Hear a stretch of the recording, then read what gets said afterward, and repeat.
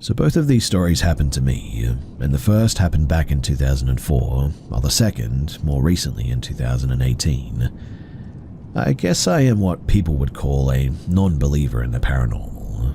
I personally believe that if things are looked at with a critical eye, then usually an explanation can be found. However, sometimes things, well, they simply cannot be explained, as I've found out. Although I still don't believe, I'm more open to the idea, I guess, that we don't fully understand our universe, and the very real possibility that strange occurrences can be explained by, well, something even more terrifying than simply a ghost or a spirit. I'm talking about the fact that even mainstream science is starting to consider alternate dimensions and other realities that run parallel to our own. Now, with that being said, here's what happened. So back in 2004, I was a police constable working for Central Scotland Police. Back then, the Scottish police forces were segregated into constabularies and force areas. Grampian Police covered Aberdeen and the northeast. Strathclyde Police covered Greater Glasgow, with Lothian and Border Police covering Edinburgh, and the Scottish borders too. Which means that in total, there were 8 such regions. Central Scottish Police meant that we covered Falkirk Area Command, Stirlingshire, and Clackmannshire as well. This was all prior to 2013, when all such policing areas were united to create what is now Police Scotland. Anyway, so it's summer of 2004 and it's my night shift week. As it was midweek, there wasn't much doing in the rural area that we were patrolling, just driving around the small villages and country roads, waiting for a call to come in really. It was me and my partner, his name was Sid. It was around 4 in the morning when my radio squawked and it was dispatched with a silent 999 call which had originated from the Old Mill Inn. A silent 999 call is basically an emergency call placed by a person that doesn't speak on the other side. More often than not as well, these are kids who have just learned what to do in an emergency, and we often arrive at the location to a very embarrassed parent answering the door.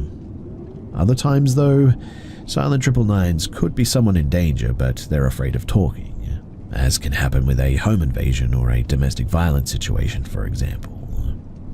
Well, the Old Mill Inn was about 6 minutes away from our current location. En route, the dispatcher updated us that the call lasted for maybe 3 minutes and she could hear breathing and crackling on the line as well. So, we arrived at the inn, only to find it in complete darkness. It was a 2-story, built back in the mid-1800s. It's always been an inn with a pub and a function room on the ground floor and 4 rooms upstairs. Flicking on our flashlights, Sid and I agreed to move around the building to the rear in opposite directions, which we did, eventually meeting at the back, checking windows and doors as we went. After getting to the back door and realizing that the building is securely locked, Sid then radioed back to dispatch to firstly confirm the location, and secondly check the records for any key holders on file. Almost instantly she responded and confirmed the exact location, and then read out the address of the key holder, which she was dialing as we speak. As luck would have it too, the owner and the key holder of the inn lived in a bungalow right next to the inn, and within minutes we could see lights switching on in her home as she emerged from the front door. We explained to her the reason why we were there and that we would need entry to the property. She assured us that there were no guests booked in that night. In fact, there hasn't been any guests for the past few weeks. She unlocked the rear entrance as we made a methodical sweep of the bar and the restrooms. We went up the old stone staircase that leads to the second floor and to the rooms. One by one, we slowly creaked open the heavy doors and inspected each room. As we were conducting our search guided by the owner, she did explain that none of the rooms have access to an external landline phone. The only phone line in the building was the telephone situated behind the bar, which we promptly went back down to inspect. I lifted the receiver and heard a dial tone. Everything seemed pretty legit. Sid seemed to be dismissive of the situation, saying, "Oh well, everything's fine here." It was then, though, that I thought of something. I called dispatch on my radio and asked them to repeat the origin number of the call and the details. She came back saying that she heard breathing and possibly a muffled voice, which for some reason she believed to be a male person. She then repeated the telephone number. That's when I found out that the numbers, they didn't match. Overhearing this information, the owner's face suddenly went chalk white. You better follow me," she said. She then led us down another winding stone staircase, this time to the basement. This led us into the cellar where all the beer kegs and chilled drinks were stored. It was freezing cold down there, the perfect storeroom for such things. She stood by the doorway, almost reluctant to enter any further. She slowly pointed across the opposite side of the cellar where I could see a very old bureau sat. Bottom drawer was all she said. I slid open the heavy oak drawer and inside was a single object. It was an old yellow telephone. You know those old phones that had the rotary mechanism for dialing numbers? It looked like it had been there for years, and the once white plastic phone was now yellowed with age, with the cord wrapped around it. She explained that back in the 1980s there was a phone line down here, but it's been dead ever since. On the skirting board to the bureau, I could see the remnants of an old British telecom connection, though. In the center of the rotary mechanism was a weathered plastic holder with a phone number written on it. And it was the same number that the originating silent 999 call had come from. Now, this story could easily be embellished by me telling you, "Oh, someone died there back at like 4 a.m. back in the 80s, or there was a terrible fire and an old owner perished," or something like that. But I looked into it and none of that actually happened. In truth, I found it very spooky, as Sid just sort of laughed it off as some sort of crossed lines or fault with the phone system. But ever since then, and because of that, my nickname was now Mulder around the police station. We never did find out what happened with that 999 call, and it just never sat right with me, and to this day I still think about it. Now, back in 2018, my wife and I were moving into a larger home from our tiny 2-bedroom flat. Our new home is a cozy 4-bedroom, 2-story house with a separate lounge and dining room. And to say that we were excited is a huge understatement. That excitement, though, would soon wane with the lure of stress and disruption as we took on multiple projects like completely renovating the kitchen, laying carpets and wooden flooring, and even decorating the whole house. However, the good parts were the shopping. Shopping for all the new furniture, kitchen appliances, and all the cool stuff that would adorn our new home. And one simple word really makes this process so much easier: Amazon. Now, there's a small place in the north called the House of Bura. This is basically a huge country retail establishment that focuses on the more luxurious items, I guess you could say. Sort of like country-style clothing, kitchenware, decor, and there's a large food hall too. And it was a place that we would always stop into if we were heading north. We would stop, have a small coffee, and we would move on, as it is very, very expensive there. As such, we found ourselves there to get some inspiration and some ideas for stuff to populate our new home. As an example, we found these coasters and placemats for the dining room. They were by a local artist and the designs were perfect. We made a note of the items to search on Amazon later. And now, this might sound a bit pretentious, but I always wanted a teaspoon rest. This is nothing more than a sort of small ceramic dish that would, well, hold a teaspoon and prevent you from staining the worktop. We were big on tea here in Scotland, and of course, as disgusting as it sounds, we use the same spoon over the course of a day, and therefore a small spoon rest is just the ticket. I had found this super cool teaspoon rest as well. It had a sort of ink-style depiction of the Mad Hatter from Alice in Wonderland. After checking the price tag, which wasn't that expensive in the grand scheme of things. I searched Amazon and found the exact one way cheaper. And so, I quickly added that to the basket. Once home, I also found the artistic coasters and placemats that we saw earlier on Amazon and ordered them along with my teaspoon rest. Order confirmed. Expect delivery in 1 to 2 days. While we await the magical Amazon elves to somehow get our items picked, packaged, and shipped to us, we still had a lot of work to do. The kitchen was getting completely ripped out and a new one was installed. Thankfully, the contractors assigned are doing both, so we didn't need to worry about overlap.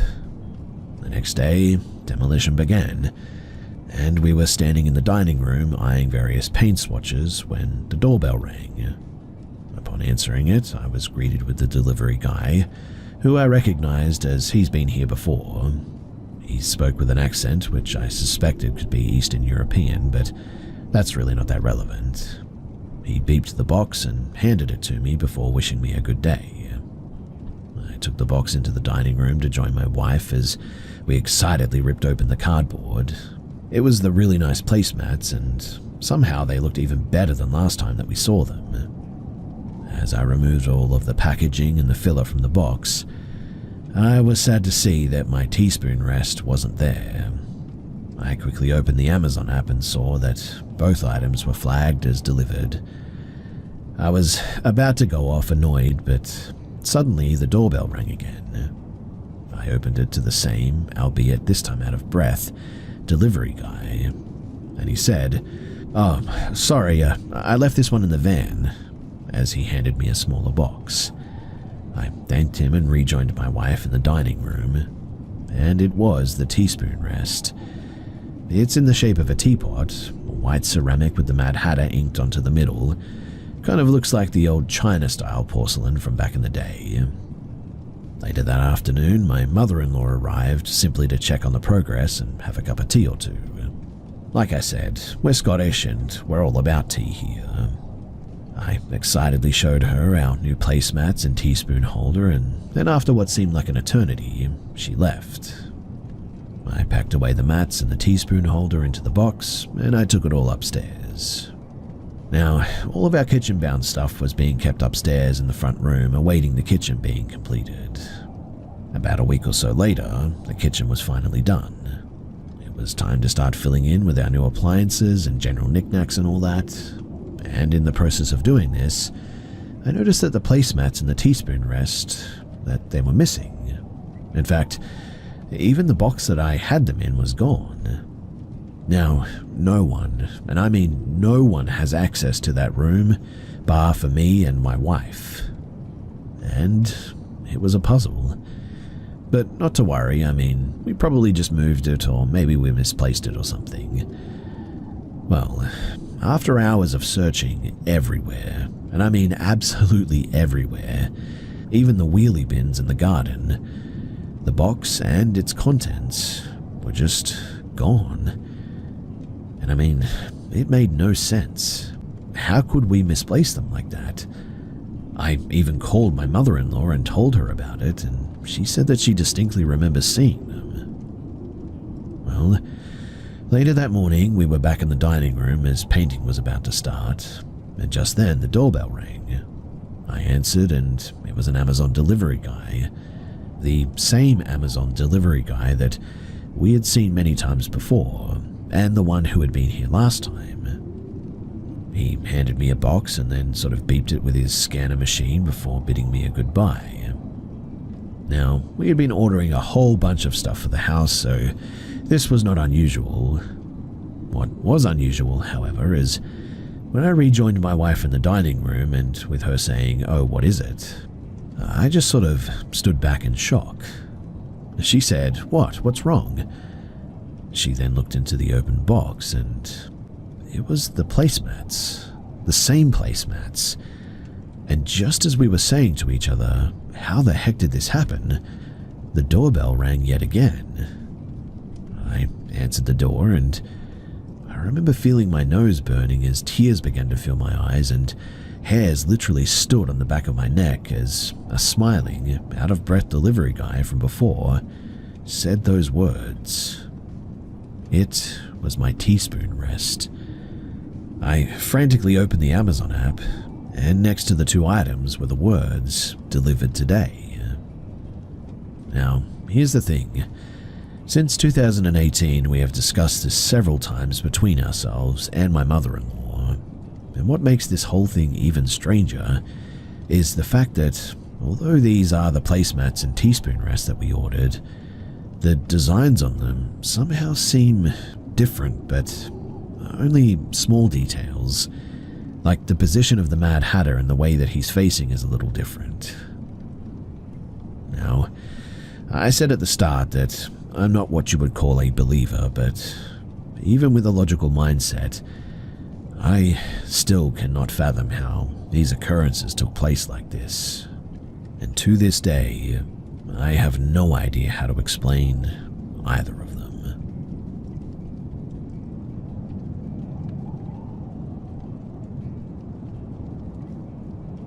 So I want to share an encounter that I had in September of 2012 in some French woods.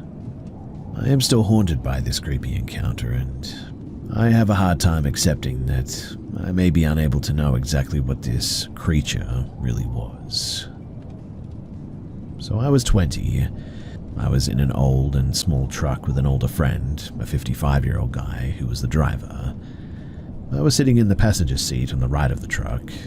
The truck, it was pretty old, and I remember that we couldn't go faster than like 30 or 40 kilometers an hour. We had been driving for some time, and we took the only very small road in order to stop somewhere that we wanted to visit. It was an old church or an abandoned house or something. We also visited a German fortification. We were expecting to arrive at our destination, a house that belonged to a friend of mine, and it was around 3 a.m. or so in the morning. We were running late though, and it must have been around 3 in the morning when we entered a huge dark forest on the way. We were driving slowly in the woods on a straight and small road.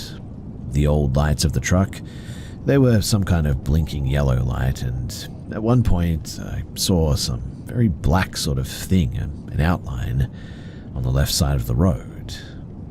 It was a very clear outline though, because it was in the light of the truck, and otherwise I probably wouldn't have seen it. But that's when I noticed that the creature was on 2 legs, or it was bipedal. No tail, and at first I couldn't see any arms, but as we were slowly approaching this thing, I saw it turn its head in our direction. We were both silent in the truck, saying no words. My friend was just sort of driving, and honestly at first I wondered if I was hallucinating from being so tired. We slowly drive in its direction, and it sort of strutted across the road as it was staring at us. It had big yellow eyes though, like an owl almost, and it must have been around almost 2 meters tall. We were almost where it was now, and I remember fearing that it might open my truck door and try and grab me. Genuinely, I was pretty scared by this thing. I then saw an arm swinging along its thin black hairy body. Yeah, it had hair on all of its body. I saw an outline as we approached it, but as I got closer I saw this. It arrives on the other side of the road and suddenly stops and turns in our direction. It was still staring at us too. A few seconds later we passed it, and I didn't move my head, just looking right at it in the rearview mirror the whole time, seeing that it was staring at our truck, letting us drive away from it. My friend and I, we didn't say a word, and half an hour later we drove out of the dark woods, and I said something like, "Well, weird things in the woods, right?" And my friend was suddenly extremely nervous, saying, "Yeah, did you see that? What was that?" We talked about it, and allegedly he saw the same thing as me and thought that he was hallucinating as well because he was tired. But no, we saw that thing in the woods. Today he's 60 and I'm in my 30s, and we both still remember it and are still haunted by whatever this thing was. We talk about it every time that we meet each other, and he is particularly marked by the intelligence that its big yellow eyes seem to have. And look, I am an urbexer since like 2004, and I visit the catacombs of Paris like every 2 months. I've seen some weird stuff during my explorations too, but I've never really feared anything. But this thing, whatever it was, it truly scared me. Anyway, one day I found a picture on the internet, and sadly I didn't find the artist and there was no context, but this is pretty much what it looked like, what I saw, except for the eyes. They were much bigger and rounder and they were yellow, but apart from that, this is pretty much exactly what we saw that day.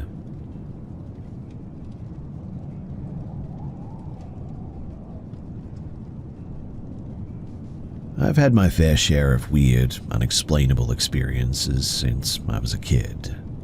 There's the usual stuff, mostly hearing voices calling your name, or having a dream that within a few days comes true, or thinking of someone or something for the first time in a long while, and suddenly they or it either comes up as a topic or shows up in life. All things that I could write off as my imagination, or just overthinking things. But there is one experience that haunts me to this day, and it's when I worked as a security guard at an old school ground in New England. This was around the start of COVID's quarantine, so no one knew what to do entirely. I remember it was either March or April, the weather was warm and quarantine was only just being enforced, and since the school was a dorm-based campus, this meant that all the students had to leave. I'd been working there since like December, so I was used to how lively the school was, and seeing it so empty just made me feel uneasy. What once was a school with some old buildings, and mostly new ones with students who were excited for their sports and their friendships and dramas and all that, was now a small ghost town practically, with no signs of life except for us security guards, which only one of us was on campus at a time as well. Every day I'd have to make 2 rounds around the entire campus, going through the old buildings and the new ones, checking every dark corner. For the older buildings, we have 8 student dorms, 1 adult dorm that showed signs of abandonment on the upper floors, overturned beds and such, an old set of condos turned into offices for upper staff, an old house turned into the office space, a church, the boathouse, the library, and the old school building. For new buildings, there was the rec center, the sports center, the science building, and the arts building. When kids were on campus, it wasn't so bad, but when the campus was empty, the school just didn't feel like a school anymore, I guess. It felt, well, dead, and also like I was being watched. But not like I'm being watched by students, but by something else. Something that I figure didn't want me there. So, the sun was still up but on the setting side, which is why I let my guard down, I think, as I mostly thought stuff like this happens at night. The science building and the old school building were connected, so I was crossing over from the newer building to the old one, and upon stepping foot inside, I heard something that I hadn't heard the prior rounds, let alone the prior days. Footsteps. Running footsteps. They were above me, so I called out and made my way upstairs to see who it was. But there was no one there, and I didn't hear footsteps going up or down. I was about to brush it off when I heard another set run above me, this time on the 3rd floor. I booked it upstairs, calling out, and when I got there was no one there. I checked the doors and the lights to see if I was going crazy. The lights were off though, and the doors, they were definitely locked. There was just no way that anyone could get inside, no way anyone could be running about. I instantly got chills, and made a call then and there that I'd skip the old buildings, as places like the library made me feel really uncomfortable when the school was empty. I knew that I was going to get in trouble later, but it wasn't the first time for skipping places on my route. But something felt wrong, and I just didn't feel like messing around with whatever it was that day. So my next stop, that was the art center, the newest building. Something of note about the art center too is that there's a speaker system built into the building that plays music throughout it, whenever there are people on campus, that is. The last few tours I went through there, it was silent because obviously nobody was here. But today was different though. The moment that I stepped inside, I heard talking. Indistinct, but talking, as though two people are talking to each other somewhere inside of the building. The building was locked though. I knew that it was locked because I locked it personally. But I still needed to go and investigate anyways, no matter how much I hated myself for it. The lights inside, they were off, with the light from the setting sun seeping in at the right angles. Aside from the noise of talking, which I still could not make out, except for the fact that there were two voices, everything seemed normal. Then I made my way to the second floor, hoping that maybe I'd see who it was, despite them most likely ignoring me going hello security constantly. But the minute that I reached the top of the stairs, the voices stopped, and there was a loud, heavy slam. I nearly screamed and ran in that moment. Quite honestly, I really wanted to as well, but I knew that I couldn't afford to, or else I'd be in really deep trouble if someone was there. The area was very open though, which allowed me to track the source of the sound a little bit easier. It was a large, heavy door that we left unlocked due to it being easier to enter for our tours. It's the one room in the building that we keep unlocked because all that's really in there is chairs and tables and that, and some students would often use the room for clubs or watching movies on the projector. So I looked around the room. I made sure that nobody was there. However, just before I turned and I left, I saw something that I will never forget as long as I live. I saw a blue face looking back at me in a reflection. Whoever it was shorter than me, so I knew that it wasn't mine. And the look on its face, it looked like someone was struggling to breathe almost. Well, that was it. I ran and I decided to heck with this. I'm just not paid enough. I ended the tour early, having only done 3 buildings, spent the rest of my shift in the guard shack, watching the cameras for anything. I had hell to pay later when my boss came to take over my shift. He was really annoyed that I had skirted most of my shift, but once I explained what had happened and why I didn't do the entire thing, his face suddenly changed. The man was an old, stubborn British guy, but he never made that face before or afterward. But he told me 2 stories from the school's history. The first was his own experience of how, when the school was closed for the summer, he found himself cornered by what he called a presence in one of the older buildings. He wanted to turn around, but according to him, it felt like something was standing behind him, and if he did turn around, that he would regret it. Eventually, the presence left, and he ended his tour, and same mindset that I had. The second story, though, was about a pair of boys who were playing on the river by the boathouse. This was in the early 1900s or so, during the early days of the school. Apparently, a pair of boys were playing on a raft in the river when one of them fell off. I did some digging, and records indicate that the boy, unfortunately, had drowned. The other boy tried to get help to save his friend, but when they got back, it was too late. Obviously, I don't know if the boy's spirit is the blue face that I saw, but I knew that I saw something. I heard something. Like I said earlier too, I've brushed off most of my weird and unexplainable experiences in my life as just my own imagination or maybe coincidences or whatever. But this one, I cannot shake off to this day. Something about that face burned itself into my memory, and all tours that I did after that had me paranoid and on edge. But thankfully, I never experienced another paranormal event there again. But it did make me realize just how much we've romanticized these experiences, and quite honestly, it disturbs me just how much we've done that.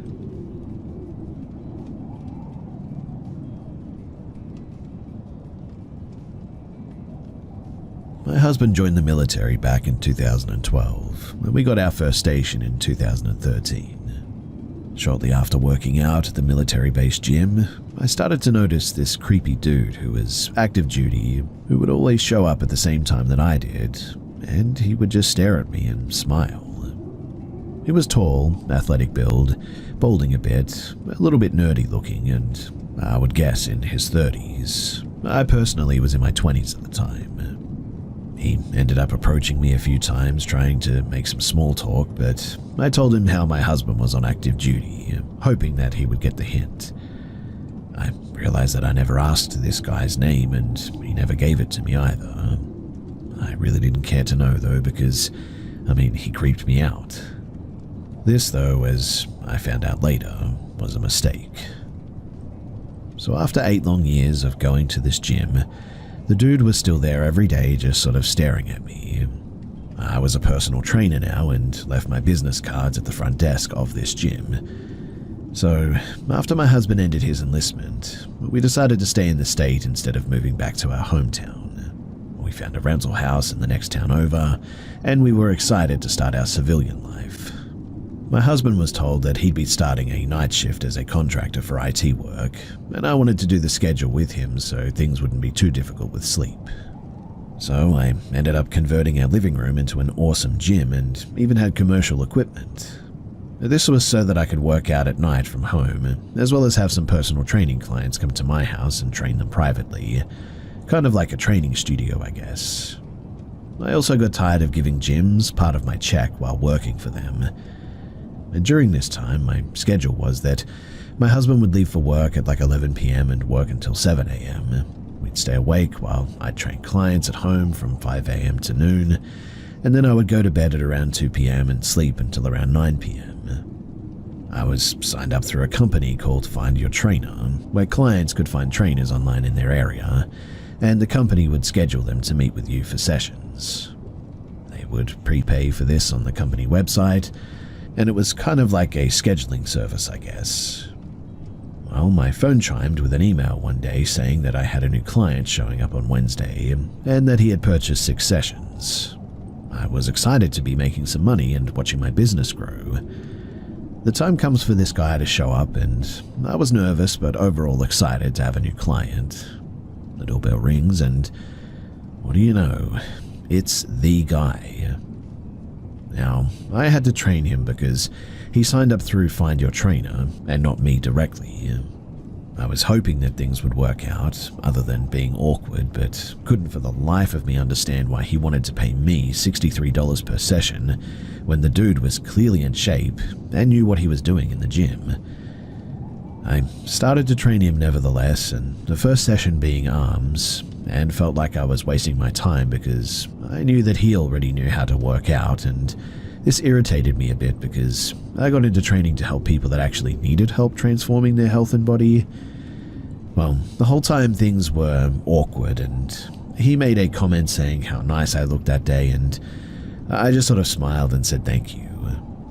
The following session, I was going to train him on back day, and I began to demonstrate a lat pull down to this 6'3" man, being only 5 foot myself, feeling self-conscious and just trying to get this over with. But he then tells me that I'm doing it wrong, and asks if he can show me. Honestly, I was quite offended because, I'm the trainer in this situation, but tried to remain professional. I began to get off the bench so that he could correct me, but before I could get up, he swoops in behind me and reaches around me to grab the handle above me. But on the way to grab the handle, he grabs my chest. I quickly jumped off and told him that that was inappropriate and that the session was now over.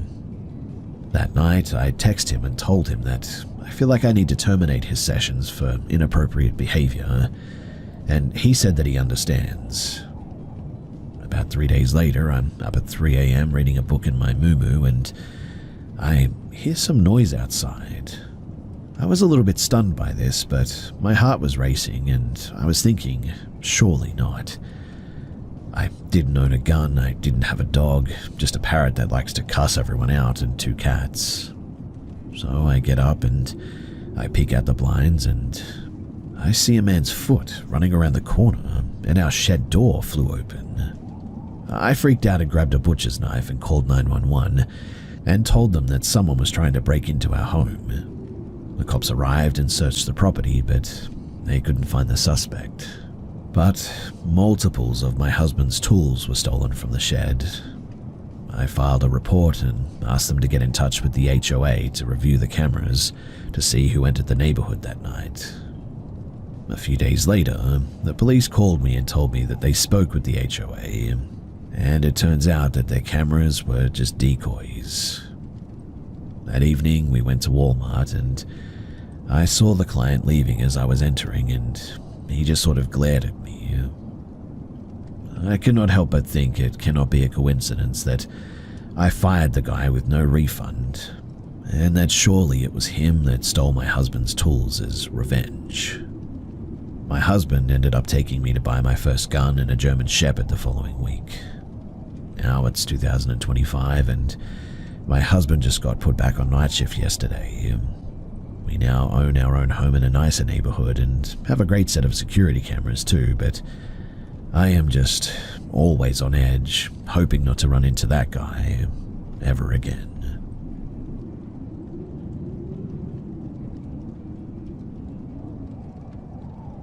This is the first time that I've shared this online, but I have told this story to my friends and family in person. I was already pretty positive that there were things in this world that we just cannot explain with any certainty, science, or calculations. But this story is something that will stay with me for the rest of my life.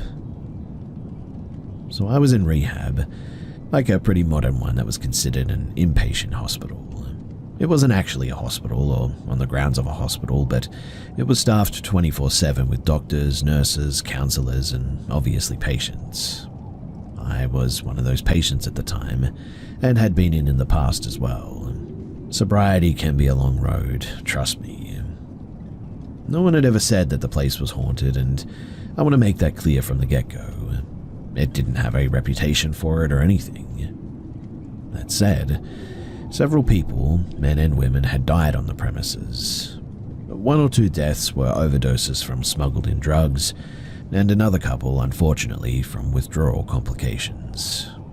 Well, this is what we were told by the counselors anyway.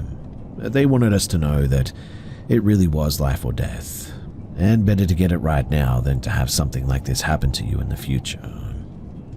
So, there I am going through the journey of recovery, and several minor things happened that kind of made me go, However, one night, I'm totally passed out sleeping and I'm having a pretty terrible nightmare, the kind that you just sort of want to wake up from because they're so brutally vivid and horrid. I finally managed to wake up out of this dream, and this is what I woke up to. So I open my eyes and I'm looking at the large window that takes up a whole wall of this room. Imagine a sliding glass door-sized window going across the whole wall. The window overlooks a parking lot from the second story of the building. The streetlights, they illuminate the parking lot too, and the glow from the streetlights creates a sort of very dim backlight.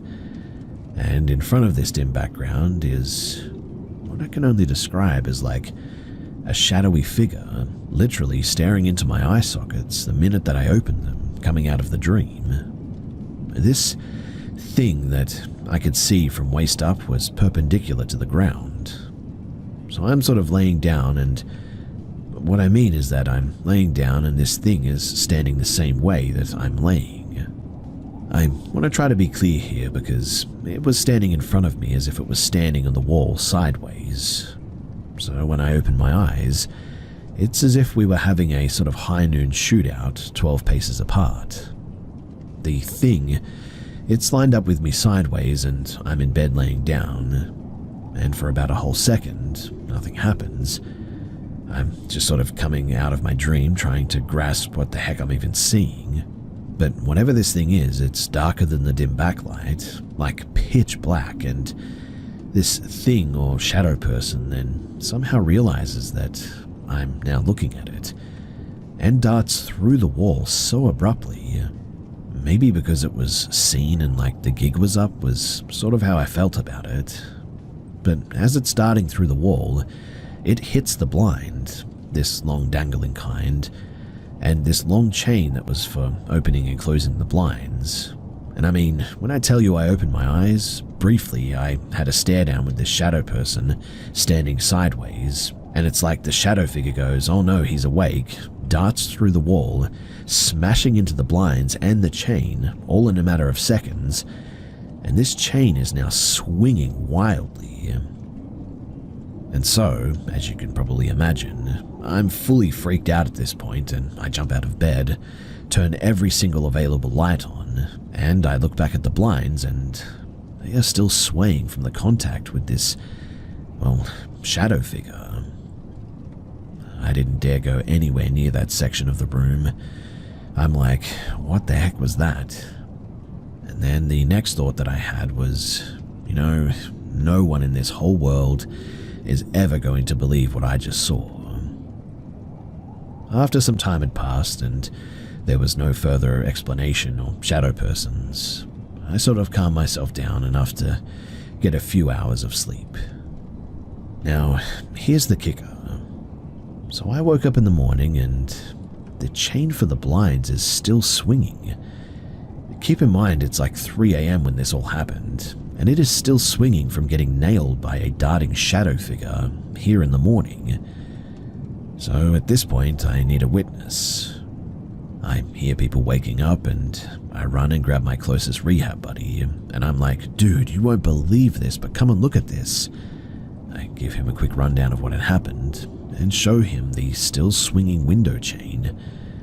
He was absolutely stunned, to say the least, as was I, but he also knew that I wouldn't lie about anything like this for no reason. So he takes a look at the chain, which is still steadily swinging, mind you, and is like, how does this even happen? I was like, yeah, I know, it was like 3 a.m. when it began. So he decides not to touch the chain, and we decide to see what happens. I mean, it won't keep perpetually swinging, right? We go to breakfast, come back up to our rooms at 9 a.m. Him and I immediately go to my room to check on the chain, and it is still swinging, with literally no discernible way of keeping its momentum. We walk up to it, slowly examining it, if there's any fans, vents, or airflow of any kind that could be pushing this chain in its perpetual path like this. And no, there's just no possibility of anything causing it to continue swinging like this. Finally, my buddy sort of cracks, and very hesitantly he grabs this chain, and he stops it. And as any investigator would, he checks it, around it and all above it and everywhere that he could, and is like, it's so strange. Well, let's see if we can get it to do it by ourselves. And I kid you not, this began about 2 hours of us swinging the chain ourselves. And every single time, it wouldn't keep perpetually swinging. It just wouldn't. And I mean, we tried everything to duplicate that swinging, and we just could not get it to swing for more than 30 seconds at max before it came to a stop eventually. My buddy eventually just sort of looks at me and is like, I believe you 100%. Nothing else even makes sense. I mean, you couldn't have made it do it on your own. Me and him kept in touch for a while after we graduated from rehab, always talking about this story. Our only regret was not letting it continuously swing. We often wonder, in fact, if we had just left it, if it would still be swinging today. So, if anyone knows anything about perpetual motion, then you'll know that it is very hard to create. In fact, as far as I know, there needs to be an energy source most of the time. The energy source in this case seemed to be a sideways standing, staring, darting shadow figure.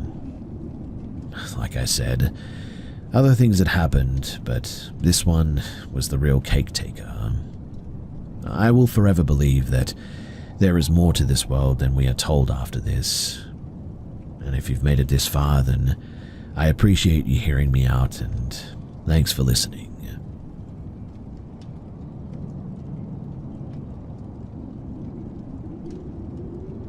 When I was 14, I'm 25 now, the house that my dad lived in, well, it was more of a shed converted into a tiny home, really. But I was convinced that it was haunted. A few different things happened, each one solidified my belief that something was really happening there too. In all all started with what I first passed off as sleep paralysis. I would not be able to move anything other than my head, and one night I couldn't open my eyes and I felt like something the size of a fully grown man sat with his full weight on my chest. Another time I saw something dark and shadowed crouched in the corner of the room, and after about 15 to 20 minutes, I was finally able to move just enough to turn on my lamp, and when I did, nothing was there, and nothing that could have cast a shadow or be mistaken for what I saw. Another time, I heard what sounded like a bird or a bat flying around my room. The flapping noise was really loud and definitely was not coming from outside. I should also mention too that my room locked from the inside and the window was closed at the time too. Now, the reason that I know that this wasn't just a case of sleep paralysis was that it only ever happened in this house. Not at my mum's or grandparents or friends, only ever at my dad's place. And honestly, at first, I thought that I was losing my mind. But then something happened that made me realize that whatever was happening was actually real.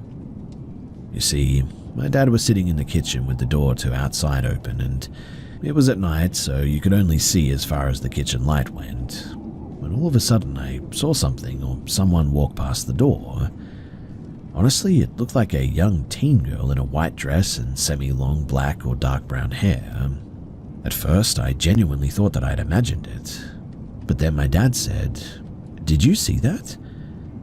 Chills, instantly. I asked what he saw, and he described exactly what I had seen. I still get chills even thinking about it, even now while sharing this with you guys. I never did see her again, but I will never forget it. And I mean, she just didn't look fully there, but not completely see-through either, but like she was only 95% there, and it just felt really wrong. I kept seeing and hearing and feeling things when I was in bed until he moved, and then after that, I never experienced anything ever again.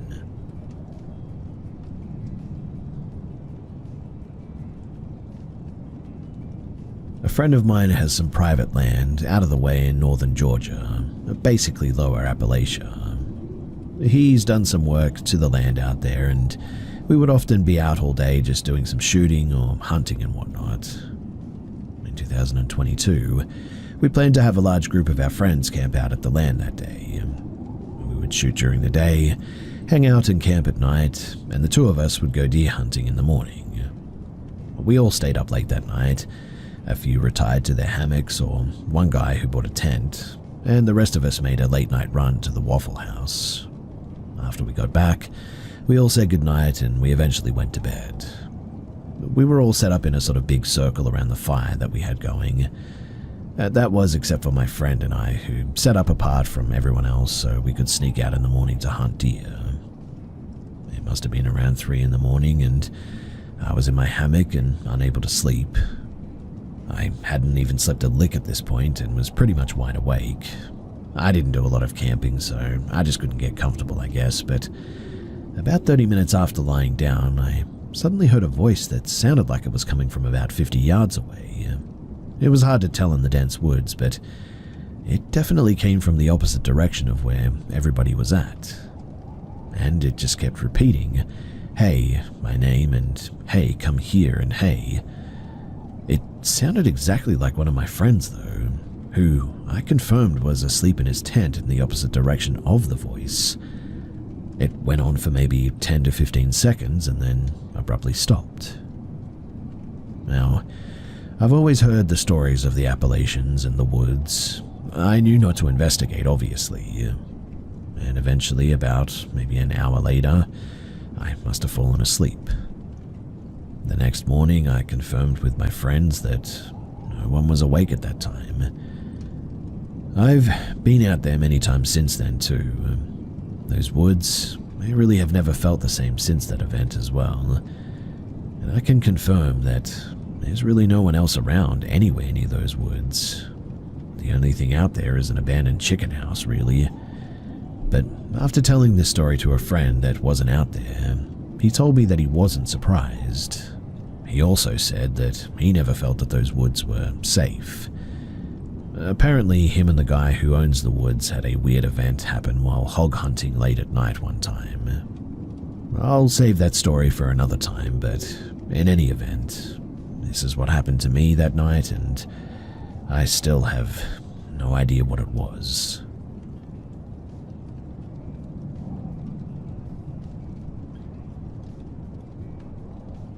I, 20 years old and female, met a guy on Tinder who was 23 and male.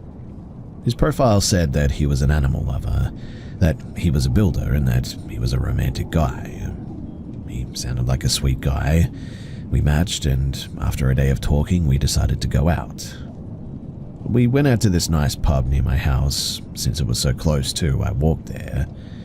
And when I got there, the guy had already sat down and ordered us both some drinks. I sat down and we said a few hellos. Now, I've had some bad experiences with relationships before, so I asked a few waiters if he had put anything in my drink. They all said no, but I was still very cautious.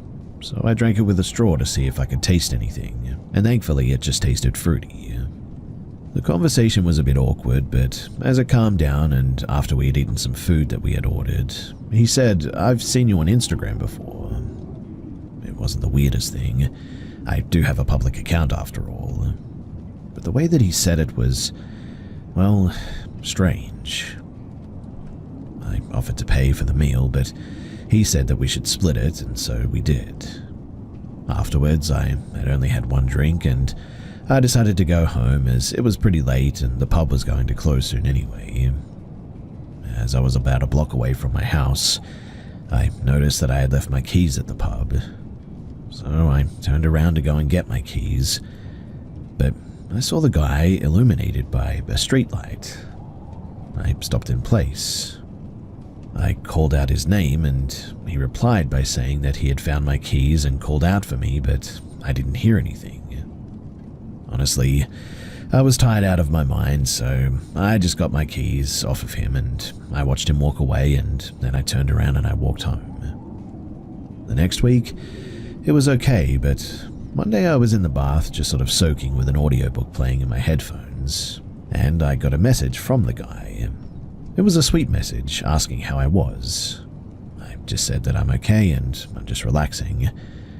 But as I sent that, I heard something fall against a wall in my home. My cats and dogs do sometimes hit the walls, but this sounded larger than normal. Then he sent a message, "I just tripped and fell, LOL." My heart sort of dropped. It might have been a coincidence, but I did get out of the bath, dried off, and I put some clothes on.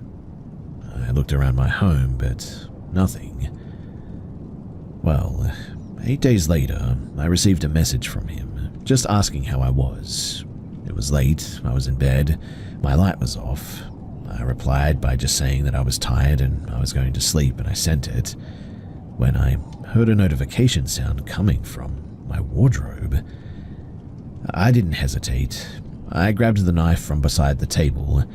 It was there if I needed it for defense. I stood up and I ran out of my room, and I heard someone opening my wardrobe, running out of my room. I bolted to my front door, opened it, and ran out.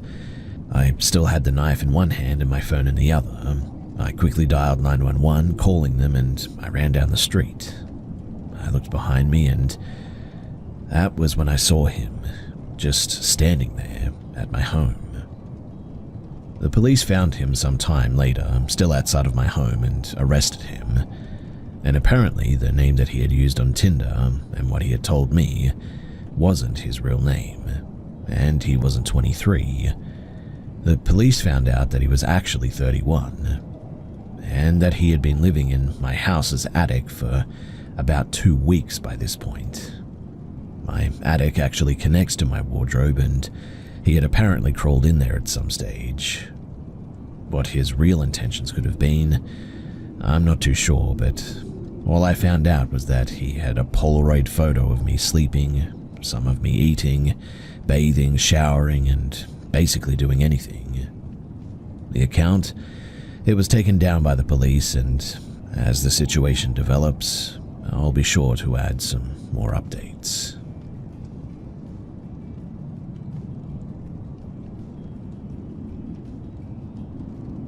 So I just want to say before I begin that I acknowledge that I might be overacting to this entire thing, but also maybe not. Maybe you could be the judge of this and help me out. So, I had worked for a manufacturing company for about 10 years. The job was okay, but my immediate supervisor was an absolute jerk. He was mean for no good reason, and was incredibly harsh. There were people who quit after working with him for just one shift, in fact. He made a woman cry, and just an all-in-all jerk. I was able to let most of his words and behaviors go, but I'd be lying if I said that there wasn't a few times that I did cry on my way home. I was in a long-term relationship with my verbally abusive boyfriend at the time, which meant that I had some pretty extreme confidence issues after dealing with him for so long, for charges that were completely unrelated to the way that he treated me, and that's where things really changed. My supervisor's attitude really changed all of a sudden, not just towards me, but towards everyone. All of my co-workers made comments about how nice and pleasant the supervisor was being lately. The supervisor's name was Phil. So I made a comment to Phil about an upcoming concert at one stage. I knew from past experiences when trying to make small talk that we both listened to the same type of music, a local radio station that had been giving away tickets, and I had been trying all week to win the tickets, and I was frustrated that I had won, despite trying to call at least 24 times. It was a few days later when Phil asked me what I was doing on the night of the concert, because he told me that he had gotten tickets for the show. I assumed that he meant that he had won them, and I was super excited and told him that I'd love to go if he didn't think that there was anyone else who would want to go with him. He didn't, and so I agreed to go. He gave me his phone number, and I texted him for his address. He asked me to be there about an hour before he wanted to leave, and I thought that was a little bit excessive, but I agreed to meet him at that time. Maybe he wanted to leave early for a good parking place or whatever. When I arrived at his home, I was shocked to find that he had ordered pizza, which I guess isn't that odd, but what was odd was that he had ordered 2 pizzas, and both pizzas were my favorite toppings.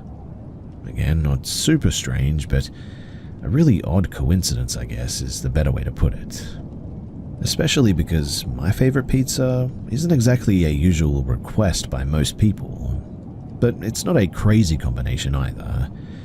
It could have just been a very crazy coincidence, so I accepted a few pieces of pizza, and then he opened the fridge and offered me a beverage. The fridge, though, was bare, except for my favorite soda and my favorite beer. Both are pretty popular choices, so again, it might have just been a coincidence, but I accepted the soda and I ate the pizza. He, though, didn't eat any. He just sat on the couch and asked me a million questions about my upbringing, my family, my hobbies. It was odd, especially compared to my ex and how he had treated me, so I just sort of dismissed it.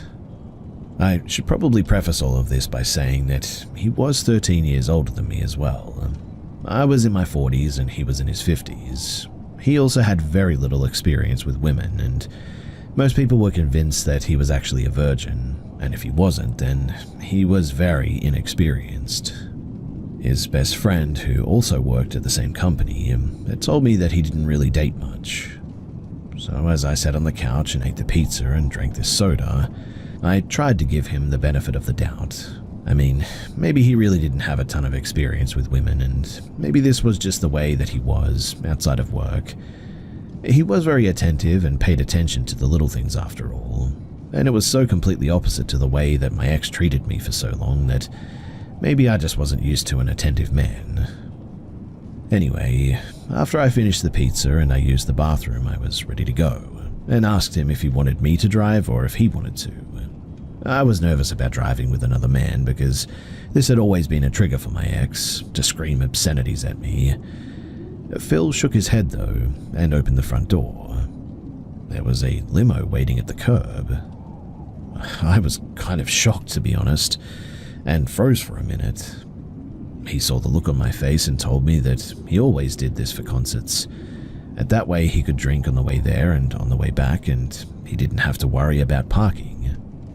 Well, you didn't have to ask me twice. I agreed and I got straight into the limo. And he was right. It was a really nice drive. The limo was stocked with my favorite beer on ice, and I had a nice relaxing ride to the concert, where he continued to ask me all kinds of questions. I tried to ask him some things too, but he would always deflect or just sort of turn it back around on me. A very playful banter and very different than the feel that I was used to from work. I didn't know it until we got there, but the tickets to the show were the 6th row, center stage, great seats. All of the bands were awesome. Myself, I am a type of person who will sing and dance at concerts, and this concert was definitely no exception. And more than once I found him staring at me. He didn't sing along or raise a fist in the air or dance or anything. He just watched me to see how I was reacting to everything. And that was probably the first red flag. Well, after the concert and the ride home, he invited me inside eventually. I declined and I went straight home. Things returned to normal at work. He was less of a jerk, and I really saw no sign of the guy that I went to the concert with. A few weeks later, another big-name band announced a tour date nearby, and he told me about it, and I was really excited to go, but I stopped. I mean, yes, we can go, but only as friends. And he said okay to this. I said that I was serious, and I'm paying for my own ticket, and I'm paying for half of the limo at least. And he said that that was okay, that that's fine. I told him again that we're going as friends and nothing more, and he nodded. He invited his best friend and his wife this time. We shared the limo, and we had a great time at the show. In fact, it was the best concert that I'd ever seen, and again, the seats were amazing. I did pay him for the tickets and for the limo as well, and I felt like it was less of an implied date, I guess, and I didn't want him getting the wrong idea. I worried that maybe his reactions during the first concert, that he thought that it was a date or something. And we went to a third concert, and it was a repeat of the second one. I paid my way, and his best friend and his wife joined us, and again it was a great show. We both started going out to local bars. He would text me and I would join him at his house, and we would go to the local bars and watch our favorite local bands. Sometimes we would even play pool or darts. He was always so pleasant and kind and generous, and he would almost get flirty with me as the night went on. He always invited me inside, and I did take him up on a few times, but we would just sort of sit in his basement and play cards and drink or watch TV. He never made a move on me, and he just asked me endless questions about myself. Well, I started to get a little bit concerned when I realized that we were hanging out every weekend. I tried to find excuses about why I couldn't go out, but then he would show up at my house. I usually let him come inside, and we would just sort of hang out and drink together. And one night our favorite band was going to be playing, and he asked me about it earlier in the week. I really enjoyed seeing the band, so I agreed. And afterwards, he walked me to the door and I invited him in. He seemed a little bit more drunk than usual. He made a pass at me, and it was the most awkward pass that I had ever experienced. His kiss was, well, not the best, and it wasn't even remotely nice. In fact, if anything, it was the opposite. I gently pushed him away, and he roughly removed my shirt and kissed me again. And I again pushed him away, this time with a little bit more force. This kiss was exactly like the first one as well, and I told him that I wasn't interested in that. I'm only interested in being friends. That was when he started crying and then sobbing. He told me that he was in love with me, that he had been in love with me for years apparently. I again told him that I wasn't interested. I mean, I hadn't even been single for a year at this stage. I needed time to figure my life out after my ex, and He continued to sob, but professed his love for me and that he would wait for me to figure it all out. He tried to kiss me again, and I had to push him back a little harder than the last time. He finally left after he apologized profusely. Well, I moved a few weeks later, and it was only a few blocks from the other house, but it was smaller and suited my needs better. Also, my ex didn't know where I was, which made me feel much more safe. I had been living there for a few months, and it was genuinely starting to feel like home. And that was when the text messages started. At first, it was just a random hi. I usually didn't respond, but if I did, I was super vague, and one night I heard someone doing a burnout in front of my house, and I didn't look out the window, but a few minutes later, Phil sent me a text, and all it said was, "Don't you hate it when someone drives by with a noisy car?" I didn't respond. I knew that it was him, and I started to hang out at my parents' house a little more often. I would still hear a car come by and squawk their tires. I mean, maybe it was a coincidence, but I really don't think so. I found a Christmas present underneath my windshield wipers one day while I was parked at my parents' house, and I had no doubt that it was from Phil. That was when I stopped answering his text messages entirely. A few months later, I had left my house at the usual time, and I started driving to work. I had been transferred to another department in the company, so I worked in a completely different building than Phil. I was definitely enjoying the break from the constant staring, and as I drove my usual route, I couldn't help but notice the familiar car that made every turn that I did. I changed lanes, and so did they.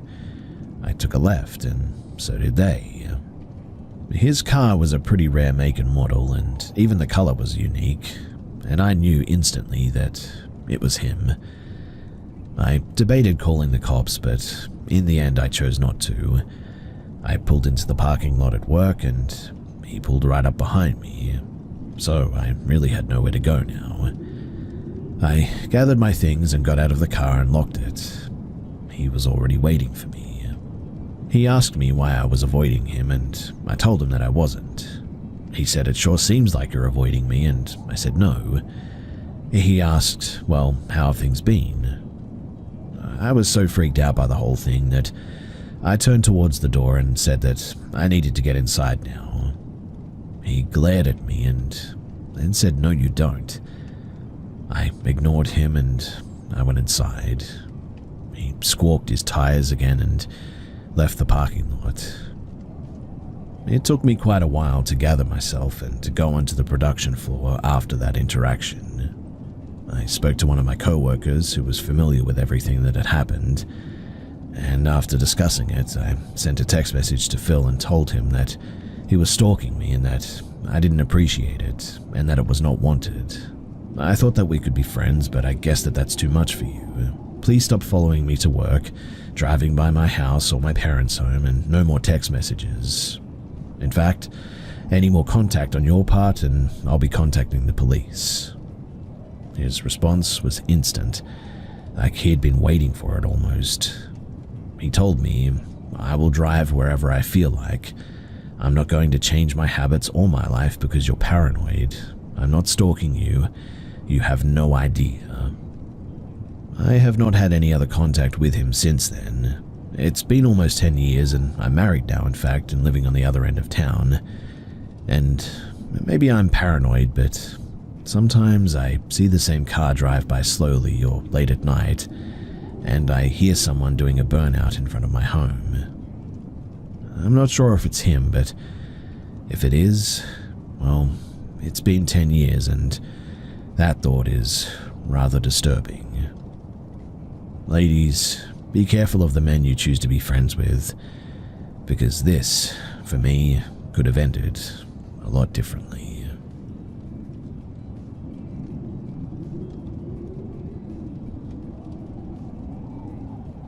We moved into our house about a year ago. It was built in 1970 and had only had 2 previous owners. I don't know any other history about the house than that, but right away I had some weird vibes in different areas of this home. I smudged the place a couple of times right after moving in, as I always do after moving, and things felt okay after that. In fact, nothing weird has been happening until the last couple of weeks. For some extra background too, we had just welcomed boy-girl twins into this world 2 months ago, and we have a 22-month-old toddler as well.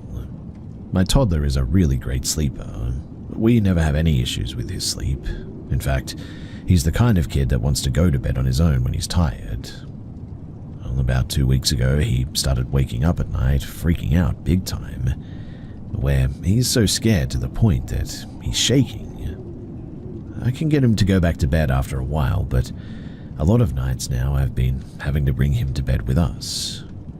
He never used to go through this kind of thing, but now he talks about a meanie in his room. He also says that he sees an owl. He'll point to the corner of his room by the ceiling, even during the daytime.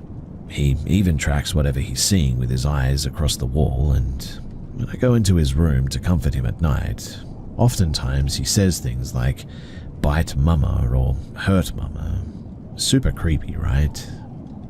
Well, my husband and I have had some stuff happen recently. My husband has heard footsteps down the hallway at night and swears that he heard his mum calling his name. One evening, my son's kid-sized rocking chair was flipped totally upside down in his room, and I can confirm that it was upright just a couple of minutes prior when I was in there. Nobody else was in that room when it happened, and so I saged the whole house again a few days ago and paid extra attention to my son's room. But this time, things haven't gotten better though. My sister, who is a medium, she told me that she thinks that it's possible that from the new babies, our extra stress and some recent renovations to the place, that we might have stirred things up around here. She lives in a different country, so we cannot really have her come here to check things out for us. I'm going to try and smudge the house again today, but I am really getting worn out with what's going on here. We're already exhausted with our newborns, but having to deal with this on top of things is genuinely very tiring. So, that's why I'm here. I'm looking for any advice, and am also interested in similar stories that others may have and how they dealt with this. Because right now, I'm exhausted and I just want this gone.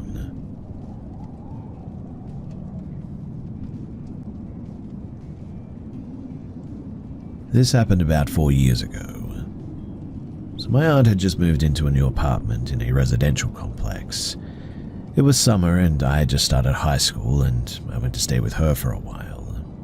The apartment, it had 2 bedrooms. My aunt had one and I shared the other with my older cousin, who was about 9 years older than me. Since the room was small, we shared a bed. Because the electrical outlets were weirdly placed as well, one at the head and one at the foot, we ended up sleeping in opposite directions. She slept with her head at the top of the bed, and I slept with my head at the foot.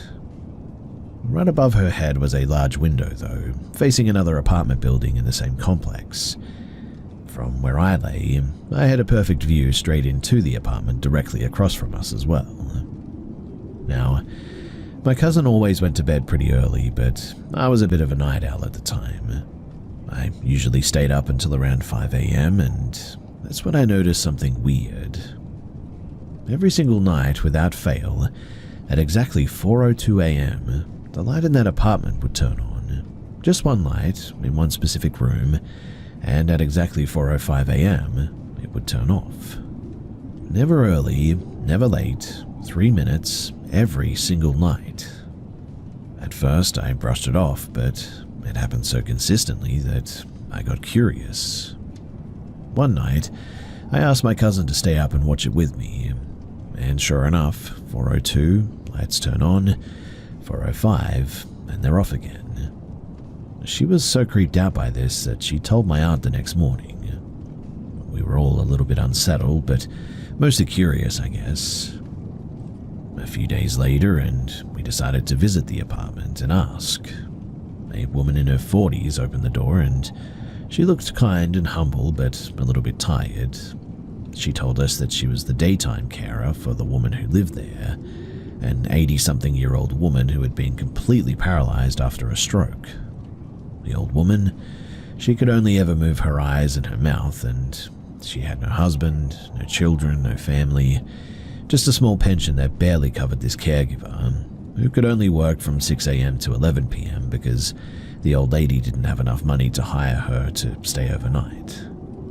Which means that from 11 p.m. to 6 a.m., the old woman was completely alone. But then the caregiver said something that made us all go silent. The old woman apparently had a severe eye condition. She was extremely sensitive to light and had begged the caregiver to never turn on any lights in the home, especially not at night. But we had seen that living room light turn on at 4:02 a.m. every single night. And according to the caregiver, the old woman never even left her bedroom. After that, we just kind of panicked, I guess. We just thanked her and we left. And to this day, I still cannot explain it. The precision, the timing, and the fact that it stopped happening immediately after the old woman passed away. We still talk about it from time to time, and none of us can make any sense of it.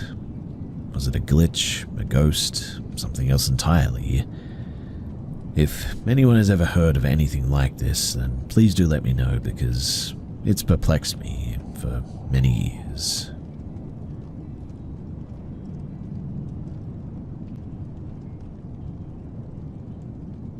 We bought this house 1 year ago, July 8th. We were told when we came to see the house that the previous owner had actually died, but it wasn't until we were a week or two away from closing that I found the obituary and read that she had died at her home. Immediately too, when we moved in, I started seeing things. My 18-year-old daughter said that it was haunted from the moment that she stepped in. She was not with us when we looked at it. This was after we had bought it. It started with me, though, seeing what I would say is a woman walking from the dining room to the living room as I went from the living room to the kitchen. It makes a big circle, and the house is a sort of tri-level, so the main floor, then the stairs that go to the upstairs to the bathroom and the bedrooms, and separate stairs that go downstairs to the walkout basement that is always open, except for the utility room and the second bathroom. Also, from moving in, every time that I'd go down the stairs from the bedroom, I would see someone standing on the other stairs. It's hard to describe this, but there's a window with no glass that lets you sort of see the other stairs that go down. A friend had experienced this too, and I have not had it happen in months, and really nothing has changed. And well, I just sort of kept all of this to myself, to be honest. But my husband, who has been a non-believer until recent years, had experiences that have changed that. He started seeing things. For instance, he had a black shadow walk up to him in the bathroom. He genuinely thought that someone had come in until he saw it disappear. It really freaked him out too. He has seen shadows other times too. I've also seen shadows walk by and move doors even. But the weirdest thing would be seeing what looked like a person reflected in the TV when it was black. It was like someone was bent over looking at the TV very close, and then they stood up and they stepped back. Obviously, I see my husband, and I can assure you that it wasn't him. I woke up and got out of bed, and he was asleep next to me, so I was trying to not wake him, and I started downstairs and realized that he was asleep on the couch though. I went and checked, and that's when I noticed that the bed was empty. That one really freaked me out, but the newest thing was actually last night. I had just turned my phone off, and I was settling in to go and get some sleep, and I always wear a sleep mask, so it was on that night like normal. When I felt an arm on my hip, and it sort of slid across me. I instantly took my mask off, rolled over and checked my husband, who was asleep with both arms under his blanket. We have separate ones, and I hadn't felt him move. This is the first time that whatever this is has touched me, and it was very weird. And before someone asks, yes, I do have cats and my door stays shut and they're not allowed in my room at all. Also, while this is not everything that has happened, it's certainly a big chunk, and these are the more scary or meaningful ones, I guess. I should tell some of the other stories sometime, but for now I'm just trying to get some help and some advice as to what I should do about this.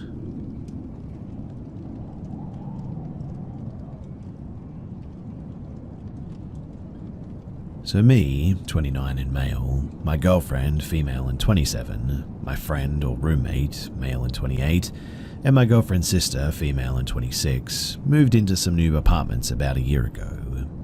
We haven't had anything weird happen at all, besides the occasional sound every now and then that nobody thinks much about. But in the last 6 months or so, the balcony door will just open. We live on the 3rd floor, no fire escape. It would happen often enough to where we had to be sticklers about locking the balcony door. The rule is that if you unlock the balcony door, you have to lock it back up or it will come open and the cats will get out. Well, we stopped having a problem with the door opening altogether at some point. And about 2 hours before sharing this, I heard someone yanking the heck out of the balcony door. I'm the first one to wake up at like 4 a.m. to get ready for work. Today I happened to be sitting in the living room 10 feet away from this door while sipping on some coffee, and I heard the door handle squeak and the door yank really hard enough in fact for the blinds on the door to stir from the force and stay moving for a good minute. I stared at the door trying to figure out what had just happened. I looked at the lock and saw that it was still deadbolted. Both cats came over to investigate. One of them had their tail puffed up. I just couldn't figure it out and I'd had enough, so I ran to my bedroom and sat there sipping my coffee. The 2 cats followed closely behind. I was sitting on the bed trying to explain away what had just happened when I could hear the door yank again with a slightly lesser force. I continued to sit in the room out of fear, and I began looking up stories of negative air pressure opening doors and how that works in an effort to find an explanation. But nothing accounts for the door handle squeaking from turning at the same time. I then heard the door yank again, and this time my frustration overcame my fear. I bolted out of my room. I found my friend or roommate, male and 28, standing in the living room. He looked startled from me popping up like I did, but immediately said the balcony door was open. It was freezing in the living room now from the chilly night and the door being just wide open. He understandably must have been a little frustrated too, but I mentioned that the door was locked and told him about what had just happened. I'm not entirely sure if he believes me or not, but he didn't object because the door opening has been a problem for a while. I am a skeptic, always have been. I'm always able to explain things away, but this one, I'm just stumped by. I guess I'm here just looking for explanations as to what this could be, and that if it involves the paranormal, what should I do about it? What I just witnessed is the weirdest thing I've seen outside of movies, so please, debunk it if you think you can. I'll try to respond to any questions below in the comments. I'm going to work now and I'll be there all day for the most part, so I'll get to them when I can. Also, just quickly, I spoke with my roommates. It was confirmed that the door was fully latched and locked that night. I did a full inspection of the door, the hinges, the strike plate, and even the latch mechanisms. The hinges are very tight, not even a little bit of play in them.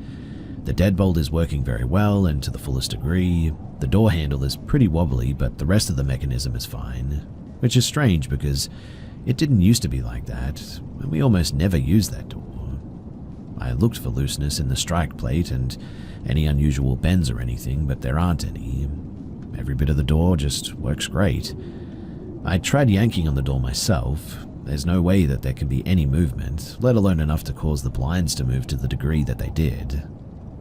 I positioned the handle mechanism to sit just loose enough on the strike plate to not latch but not fully open either. This was very difficult to do, but I then yanked the door a few times, and it takes a great amount of force with both hands to pull the door open from this position. If wind or negative air pressure was the issue, it would have taken a heck of a lot. Which I'm not saying is impossible, but there would be obvious evidence of this for sure. But even if this was the case, the deadbolt was fully latched, like I said. It is also confirmed that there were no windows open that night anyway. I remember it being a very still morning in terms of wind, in fact, and I asked my co-workers along with my roommates if it had been windy at any point in case I missed it, but everyone said that it was not windy in the slightest at all, not even a breeze. I feel really weird coming to the conclusion that an ethereal being of some kind opened my door forcefully, but it's looking more and more like I will have to accept this as my answer. I'm still open to any other ideas to investigate or reasons to explore what could have caused this, but I'm running out of answers, and that is pretty frightening.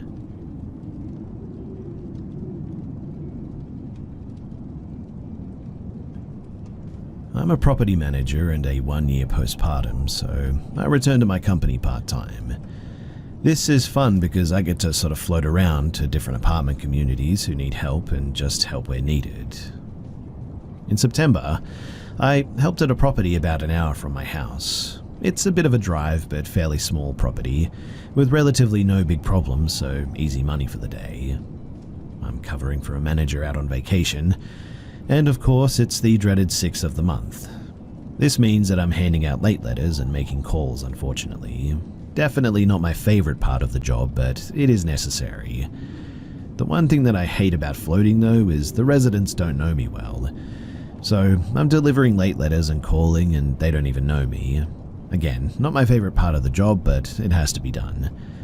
So, I had about 10 late letters to deliver that day. All was going normal and fine. Some people answer the door and say, "Yep, sorry, I'll have it paid on such and such date." Another person didn't answer, so I left info on the door, but they flipped me off as I was walking away. All pretty normal stuff, to be honest, that just comes with the job. But I get down to about the 7th or 8th person. I walk up to this apartment, and I can tell from the outside the occupants have absolutely destroyed this home. I smelled cigarettes, cat urine, and just a general mustiness before I even knocked. All the blinds were broken, blankets up on the window, all the works. I get up to the door, do my normal quick knock, waited about 5 seconds and was ready to post notice to the door. Right as I was folding it up to put it between the door partly swings open. A gentleman, wearing just boxers and a cigarette hanging out of his mouth, opens the door but doesn't unlatch the security lock, so the door's not opened all the way. "What do you want?" he says as he's giving me a death glare, but also looking me up and down inappropriately at the same time. I explain that I was just here to deliver the late letters and that I would be on my way now. As I'm explaining this, I notice that he keeps looking over his shoulder, as if someone is standing next to him behind the door. I find this a bit odd, as if someone is hiding from me, especially because this gentleman won't open the door all the way. I hear some whispering, and now I'm sure that he's communicating with someone. The gentleman in the doorway asks me to wait and says that he has things in his apartment that he needs looked at. I explain that I was just here for the letter, but that he can send some photos into the office, and that I would get work orders in. He begins complaining about our maintenance team and states that he really wants someone to take a look in person. At this point, I'm feeling really uneasy.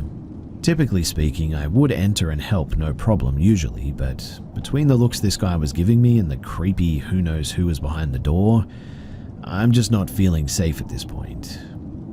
I defer again, trying to make myself sound unimportant and just say, "I'm just a floating person. I can't do anything without manager approval until she gets back, so really there's no point." At this point, someone catches my eye upstairs though. I see a window blind move. I notice 2 additional guys upstairs who are both staring down at me. I'm so uneasy now too that I could be sick. I tell the gentleman that I won't be entering without maintenance or the property manager present, due to it being an ongoing maintenance concern and there not being much that I can personally do anyway. He looks annoyed and finally just slams the door in my face. I get back to the office and grab the maintenance supervisor for the property to chat things over regarding this encounter. The maintenance supervisor explained to me that there used to be an old man who lived in that apartment, but then his son took over the lease after he died. He told me that he's noticed a lot of strange activity and individuals around that home since the dad died, but he hasn't personally witnessed anything illegal yet, so he's just let it go for now. He explained that they plan to make the move when the contract is over due to the condition of the home alone anyways, but while I cannot prove something horrible was going to happen, if I entered the premises that is, this is by far the creepiest encounter that I've had in property management in all my 7 years.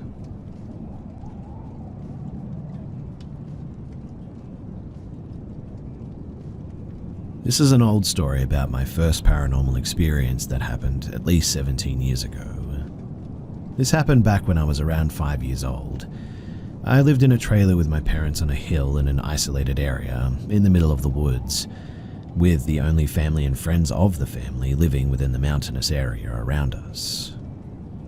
One Saturday, I asked my parents if my cousin Sarah, 6 and female, could stay the night since she only lived a few minutes away. My parents agreed and picked Sarah up at around 8 p.m. Me and Sarah ended up staying pretty late talking while my parents fell asleep in the living room. My bedroom is in the middle of the trailer with 2 open doorways to the hallway, and since I had no doors, we could always see the light from the living room to mine. Well, as me and Sarah were talking, suddenly Sarah just stopped talking and turned her head towards the end of my bed. My bed was one of those bunk beds that had like storage cabinets on the bottom instead of another bed, so we were a bit elevated from the ground. But I noticed her face had a look of horror, so I asked her what was wrong, and she told me that there's something standing at the end of the bed. I turned to quickly look, and I saw a white-looking figure standing still at the end of the bed. I was quick to believe that it was probably just the clothes basket, and that stuff like that can look scary in the dark, and so that's what I told her. I thought that I knew that too, because I've mistaken objects in the dark for other things before. I was just trying to rationalize the situation, I guess, so that Sarah wouldn't be afraid to come over again. And so I told her that I'll prove it to her, that it's just the basket at the end of the bed. Sarah begged me, though, to not do this, but I already started crawling to the end of my bed. I stared at what looked like a tall, white, blobbish figure, and looked back at Sarah and stuck my hand right through the figure. My heart instantly dropped when I swatted my hand around and felt nothing. No basket, no object at all. But strangely, it felt like I stuck my hand in the freezer. I quickly turned to look back at the figure with my hand still in it and saw it form what looked like a face. I scrambled back to Sarah as fast as I could in absolute horror. Me and Sarah were freaking out at the other end of the bed, staring at this thing. Seeing it in that moment, it almost looked like a white silhouette of a man with long hair. He just stood there, not moving in the slightest, though. Eventually, we came to the conclusion, though, that our only options were that if one of us can either turn the lights on or run to the living room to get my parents, that the figure might eventually go away. Me and Sarah argued who would be the one to do it, and eventually I caved in and just went for the light switch. I took one last glance at the figure before flipping the switch, and once the lights came on, it was gone. And so I flipped it back off just to be sure, and yep, it had disappeared for good, it seemed. Me and my cousin ended up staying up until morning that night, too scared to sleep. I've told my family about this and found out that our yard and most of the mountain area was actually native burial grounds. In fact, locals around the area nickname it Witches' Mountain since there has also been reports of witches living in the area back in the day. My family is very religious and don't like speaking much about the history, so I'm really sorry I cannot provide more information regarding that, as I was never really allowed to look into it. 17 years later, though, both me and Sarah, we still remember this experience like it was just yesterday.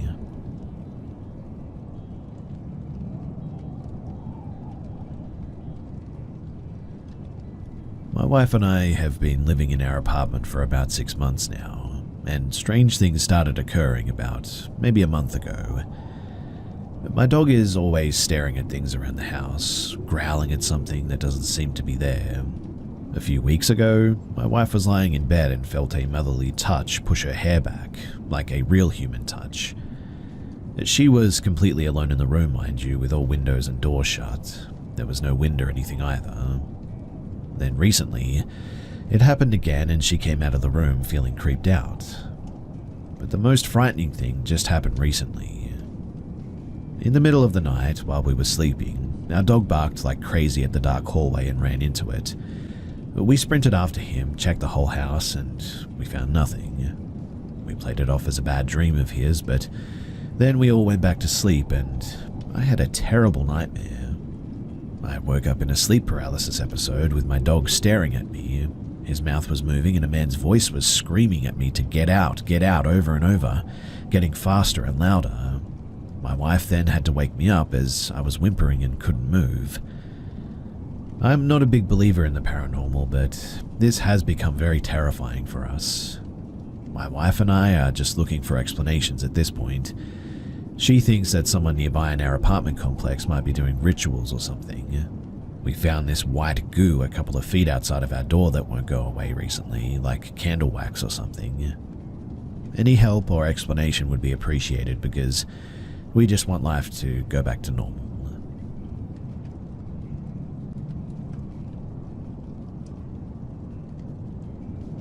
This happened around 2010 to 2012. My house was extremely old.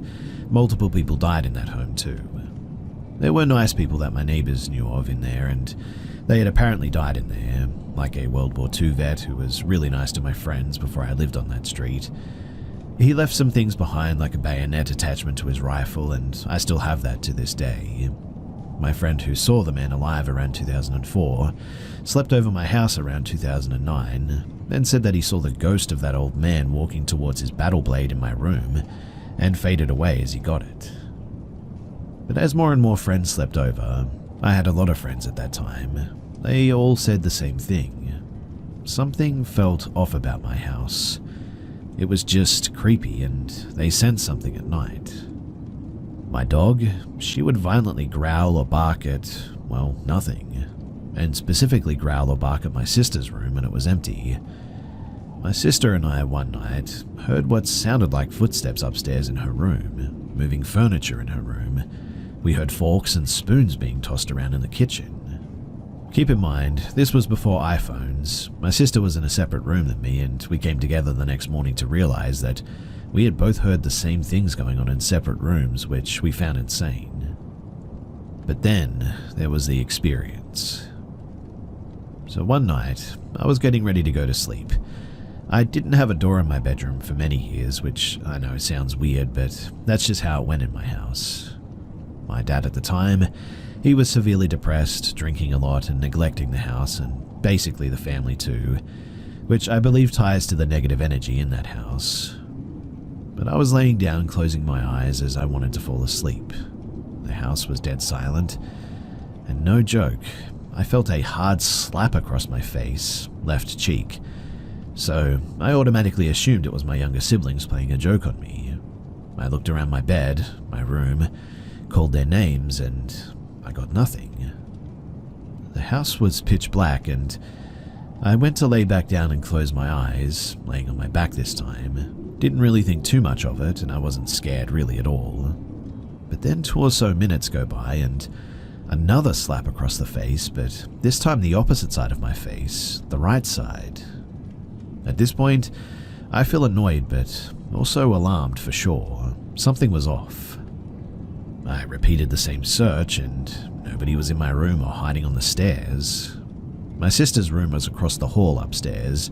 Her door was 4 feet away from my door, and if I laid on my side, I could see directly into her room if her door was open.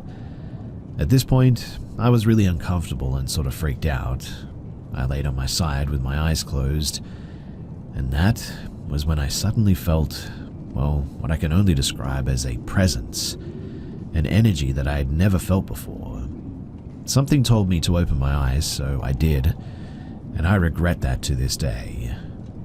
What I saw was a tall black figure, out of this world and definitely not human. I could tell that it was not of our world because it seemed to be, well, not totally in our realm, if that makes sense, like it was phasing a bit.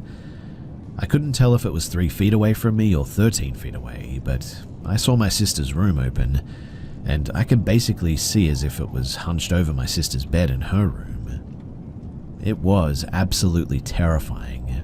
So I just sort of sat there, paralyzed, frozen, not knowing what to do. Eventually, though, I fell asleep staring at it. I woke up terrified and I went to school feeling off that day. I walked home that day and I waited 2 hours outside of my house until somebody else got home. I saw that figure a final second time one night. I was playing Xbox 360, the good old days, right, with my best friend, and we were talking online late at night when suddenly his voice went out and I just didn't hear anything from him. That's when I felt that tense feeling again, like I was being watched. This time I didn't have a door yet, but I had a sort of thin white blanket nailed to the door frame to act as some type of privacy door or blanket. But when I decided to look at my door, I saw it again. This black figure staring at me, only peeping its head in between the blanket and the door frame. At this point, it is physically touching real-life objects and altering them by having me see the blanket wrapping around its peeking head. It stared at me, and I decided to scream loud for my sister this time. I screamed her name, Jen, 3 times, until I heard her footsteps come stumbling to my room, and as she flung the makeshift blanket door in the air to enter, the entity just disappeared with the movement of the blanket. She seemed really confused and asked if I was okay. I told her what I thought I saw, and, well, I never saw that thing again after that. Other weird things about that house too is that my dog saw things that we couldn't see. My father was depressed and drinking, losing his mind. My mother tried to delete herself, but she survived, thank God. My brother became depressed, and he also had thoughts of the same thing in that house. My sister became addicted to drugs in that house, which didn't last long and went away quickly, thankfully. And then this happened to me. I truly believe that this house, it was cursed, because things have been so much better since we moved from there, and I'm really thankful for that.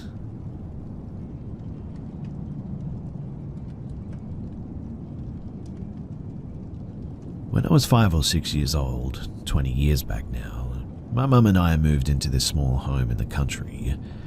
No property size, but still no neighbors or anything. Like 5 minutes from a Walmart too.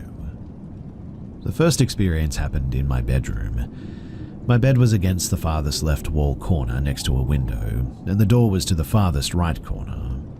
My room was always clean as we simply didn't have enough stuff to make it cluttered. I remember waking up though and just sort of knowing something was there, in the corner near the door. How? Because I remember thinking to myself, just close your eyes and everything will be okay. But I couldn't. I turned and had seen this lump, a figure made from my clothing, as in it was taller than me or anything that I could have piled there. So in a shot in the dark, I beelined to my mum, who was in the room adjacent to me, and said that there was someone there. When she came and turned on the light, she told me to come inside. Clothes were absolutely everywhere, all over the floor, and just a chaotic mess flung around all over the room. She asked me if I did this, and I said no. Needless to say, I didn't sleep in my room that night. Now, the second is what actually traumatized me, as in the specific action prior to the encounter made me panic for 6 years afterward. Flushing the toilet, I would have this deep anxious feeling no matter where and would run out of the washroom afterward. The washroom had only one entry and the window was too small for a person to fit through. The toilet was right next to the door as well. But I did my business and flushed, and when I turned, there stood an old man. He was bearded, clean, and he just stood there looking at me. When I finally found my voice, I absolutely screamed. My mum and I described it like a blood-curdling scream, as if I had just cut off my finger or something. She came in to me, closing my eyes, hands covered them, and saying that there was a man in there with me. It took her some time to console me, to open and talk further, but when I did, we didn't stay much longer in that house. It's probably important to state too that my mum was the one who verified my stories as an adult. Since then, I've spent years trying to either connect with whatever sense that I had, to see that person or dismiss what I had seen as something else, but I just can't. Between the long-term fear, anxiety, trauma from the event to my mum's own account of the event secondhand, I can't find an actual explanation for whatever occurred that day.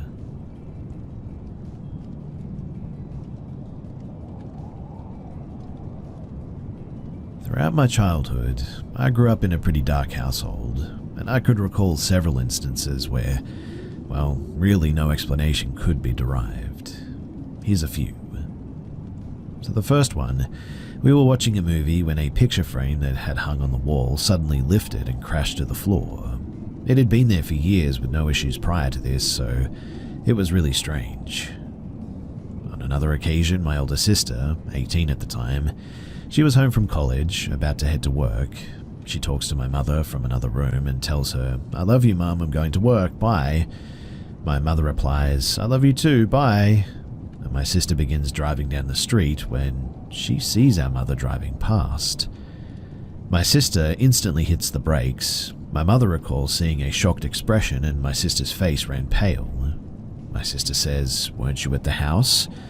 My mum was coming home from the store apparently though, and hadn't been home for at least 45 minutes. A third occasion, my little sister, 10, and I, 12, were home alone, too afraid to leave the family room due to having a weird creeped out feeling. My father comes home from shopping and asks us why we moved the cat tower from his room to the hallway, blocking the door that he was trying to get into. But I can assure you that we never left that room. No one in our family touched it at all, and I still have no idea how it got there. Another time, my father, sister, and I are in my parents' room working on homework and work and all that, when we hear the front door handle being messed with and hear the door open. My mother and sister were on their way home from my sister's dance class, so we yelled hello. Our dogs run to the door to greet them. We hear sort of frantic, loud footsteps all throughout the home suddenly, and even outside around the house. They never responded to us. We hear the footsteps approaching the door and stops at the bedroom door.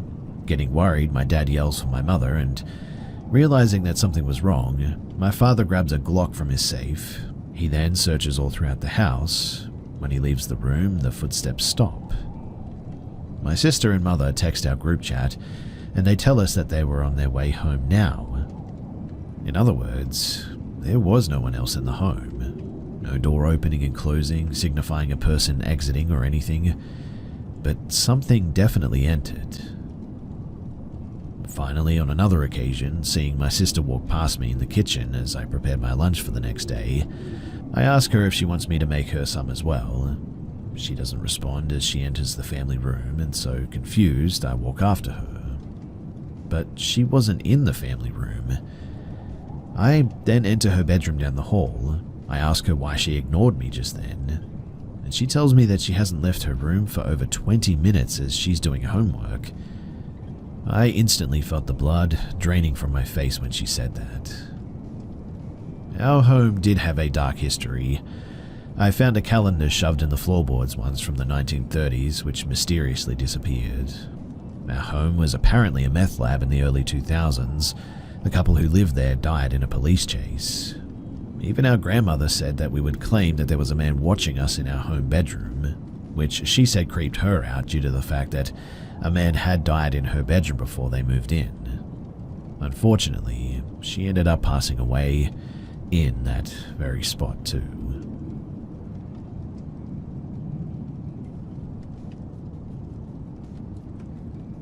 I never really believed in ghosts, supernatural, or what have you. There were several things that happened where I questioned it, I suppose, but I would just explain it away in my head, even if the explanation isn't even that good. For instance, me and my wife were in bed and we felt a thump on the bed. I turn on the light and there's nothing in the room. At that time we had 2 cats and they were really fat. The thump was very similar to when he tries to jump on the bed, but I checked and they were in the other room, and our bedroom door was closed. I chalked that up to someone hitting the floor really hard one way or another, and we lived in an apartment at that time, and the impact was felt on the bed. So I accepted that and just carried on, even though the question definitely stayed at the back of my mind. But all in all, I've never really seen anything physically, so I just wasn't a believer. That is, until around a few months ago, when me and my wife were watching TV. It was the middle of the afternoon and we heard a thump on our sliding door to the backyard. It sounded a lot like a snowball hitting it. There was snow on the ground at this time. So I go to investigate, thinking that maybe it was my daughter in the backyard throwing snowballs at the door or something. It sounded like something soft hitting it, which is why I thought it was a snowball. I walk up to the glass door and I see nothing out there, until something small and metallic hits the glass right in front of my face.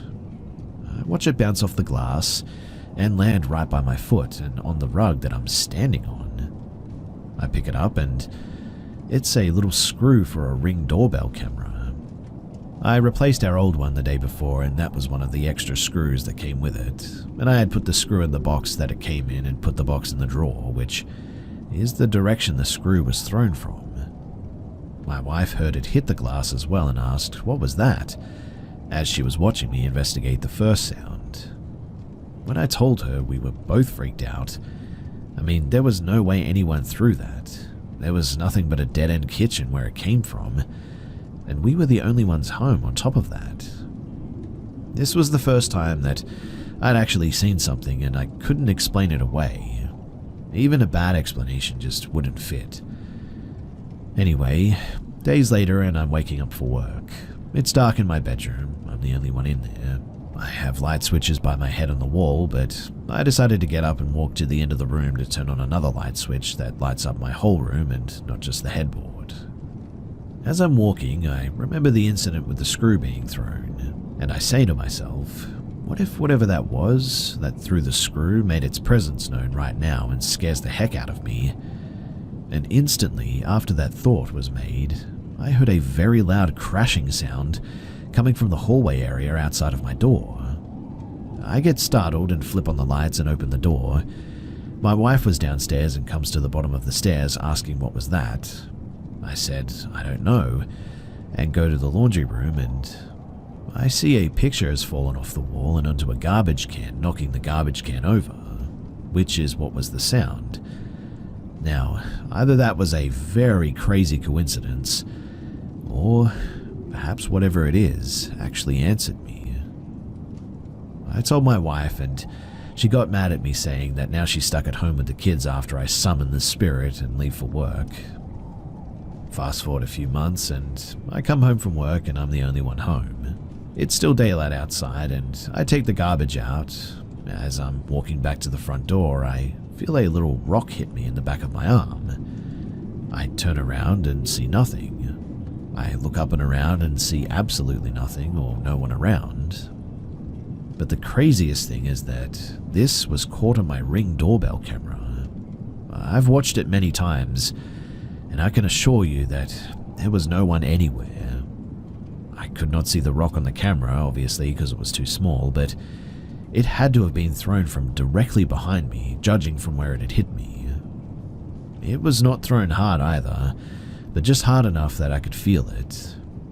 I never could find the rock, but I imagine that it was pretty small because I never picked it up on the camera. Although, I should probably entertain the possibility that it wasn't a rock at all.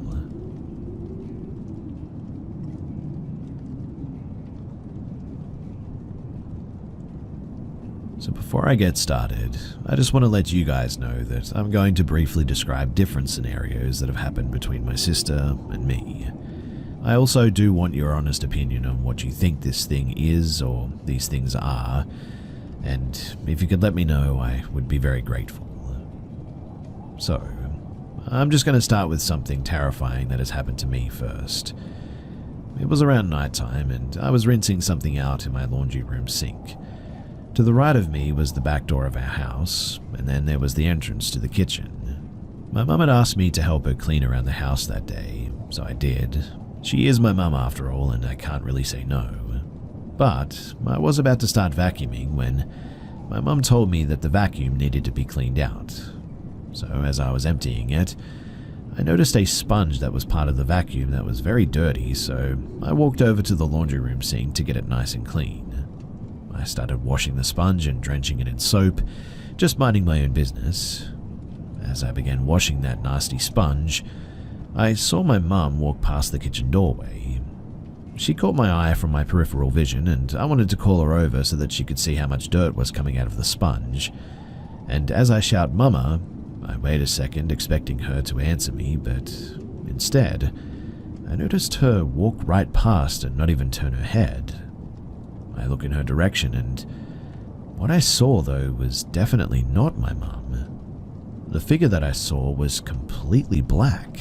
The weird thing, though, is that it was built just like my mother, though. She was pregnant at the time, so I noticed that the figure had a belly, and my mum always had her hair in a ponytail just like the figure. The figure had perfect posture, and as it walked past, it wasn't bobbing up and down like it should have been. It looked more like it floated past. I know, very strange description, but that's the best way that I can describe it. After I realized what happened, though, I shouted louder for my mum and she wasn't responding. I left the laundry room to find out that she was sitting outside on the front porch the whole time. She was never even in the house when this happened. I knew then, though, that whatever that was, it was trying to mimic my mum for some reason. Does anybody know if this could have been some type of demon, though? Because honestly, I have no idea. Now I'm going to tell you a story about my sister, Ariana. So one day, she was sitting in her room watching something on her iPad. She had her knees up so that she could place her iPad on her lap as she was watching it. As she was minding her own business, she noticed a figure standing right by the entrance of her room. She described it as being very, very tall, extremely thin, with pale white skin. Its cheeks were sunken in, and it had bright white eyes. The lips, they also looked extremely red, and were abnormally wide, smiling at her. It was very still as it watched her, and she immediately looked up at it. She put her knees down. She got extremely scared, obviously, and closed her eyes trying to convince herself that there was nothing there, that she was just seeing things. But as she opened them back up, that thing that was there, it hadn't left. She threw her iPad on her bed and bolted to her bedroom door, but as she was passing that thing, she said that it moved beside her in a way that, whenever she passed it, it made her bump into its body. She was struggling to get her door unlocked as she noticed its head was fully turned towards her, its body still facing the bed. She immediately ran to my room, swung the door open, and just stood there looking at me. I knew that something was off instantly because she just had this look on her face. She looked like she had just watched somebody get murdered, and her face was completely pale, her eyes were bloodshot. I immediately asked Ariana, "What happened? Are you okay?" And as those words left my mouth, she just started sobbing, struggling to get any words out. She literally started hyperventilating, in fact, in fear of what she had just seen. I came up to her, calming her down, sat her down on the bed, and she told me what had just happened. Chills instantly ran down my spine, too. I had goosebumps everywhere.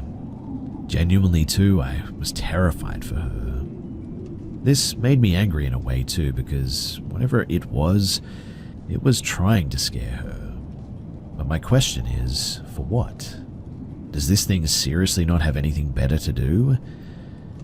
At this time, my sister was 12 years old, and she continued seeing disgusting things all around the house, too. It's a bit like these things that she sees are trying to get something out of her, maybe. Maybe her being scared gives them power over her or something. I genuinely don't know what it could be, but I pray to God every night about letting my sister and I have full authority and power over these entities that we see. Also, only me and my sister have seen things in our house, nobody else. There was even a time when I had a friend over and she saw something at the same time that I did, but I saw the full-on figure as she only saw the shadow. Honestly, too, I would think that I was going crazy if it wasn't for the fact that others had seen something too.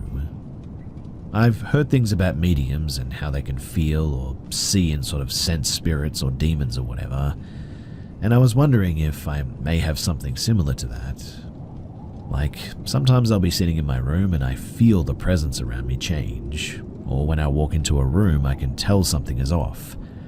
I've seen things in other people's houses as well, and I have so many more stories that I could share too, and if anybody wants to hear them, then please do let me know, as it would maybe be therapeutic to share them now.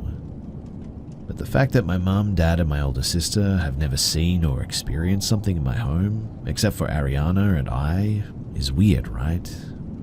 Please let me know what you guys think about everything, and thanks for listening.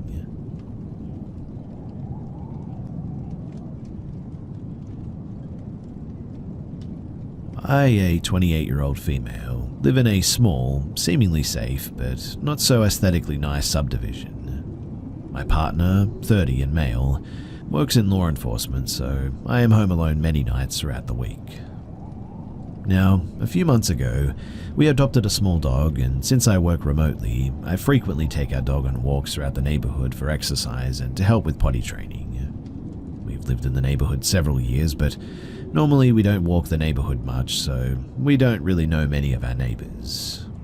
Now that I go outside more, I'm beginning to meet more of our neighbors, which is nice. Usually it's a simple like hello in passing, but there are a few neighbors I now speak to pretty frequently. Everyone seems harmless and friendly. Well, except for this one neighbor who I'll refer to as Bob. He's approximately 50 and male.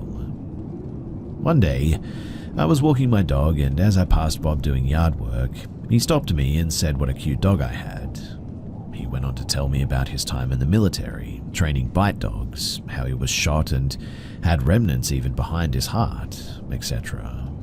And while odd, it seemed friendly enough, I suppose. What I thought was going to be a 5-minute conversation, though, turned into 90 minutes of me smiling, politely nodding, and slowly backing away. I'm going to try my best to retell the conversation from memory, but it's hard because Bob was all over the place, and his stories were not cohesive at all. While specific, they were very over the top and embellished as well. Because of this, I won't give too many details for identity reasons. But essentially, he went on to talk about how rich and important he is, along with his family, yet he lives in a mobile home. He said that he's so important that he's had every presidential cabinet on speed dial, that the government has flown him around the world on Apaches to do top-secret missions, that his family had gotten away with murder and it's been swept under the rug by the government, that even Googling his name would have the authorities sent to your door for questioning. He said that he used to be in construction and did masonry work for a bunch of celebrities and still hangs out with a lot of them. He said that he speaks 7 languages, has a black belt in martial arts, and wrestles alligators. He asked me to feel his arm muscle and lifted up his shirt to show me his scars. I could literally go on and on about all the crazy and incoherent things that he said. At this point, I chalked it up to the ramblings of someone not mentally okay.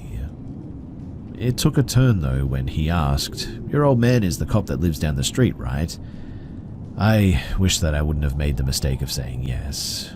As a woman, it can be hard to set boundaries with people like this for fear of confrontation or things escalating. But Bob proceeds to tell me how his son, who turns out went to high school with my partner and my partner really don't get along. He said that he thinks that it has something to do with my partner and his son's baby mama, as Bob puts it.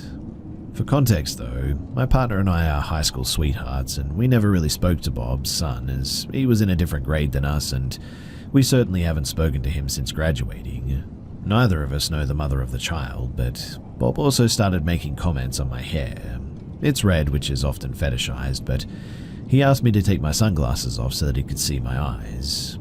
He then said that I reminded him of an old neighbor that he used to have, and he also said that I reminded him of his daughter. He kept saying that you're a pretty girl and that I reminded him of his daughter. He then proceeds to tell me about all the hot women that he's slept with, and how he's been to court for over 50 paternity tests, and wants to know if he might be my dad. I'm not originally from this area, and my parents have been together 33 years. No way Bob is my dad at all. I'm sure that I'm leaving a bunch of stuff out, but you get the gist, right? I finally was able to make a break for it, finished my walk, and I instantly headed home.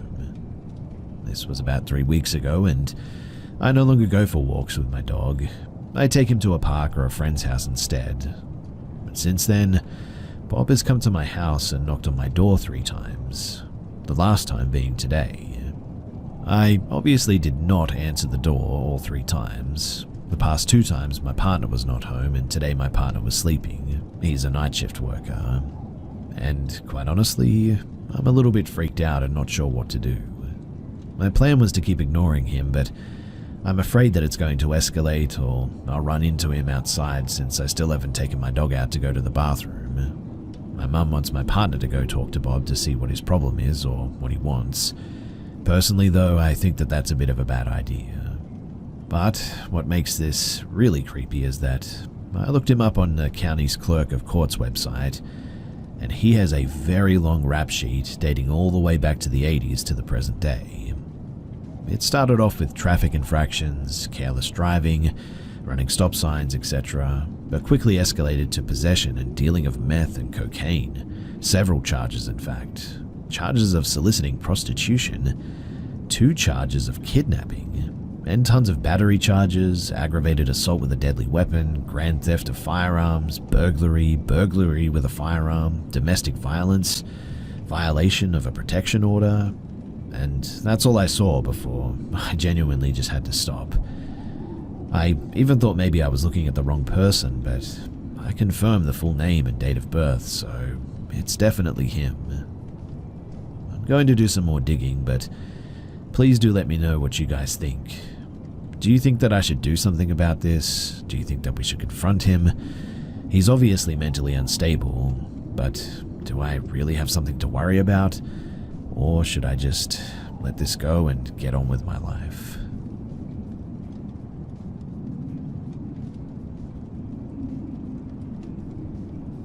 This happened in 2005 when I was 4 years old.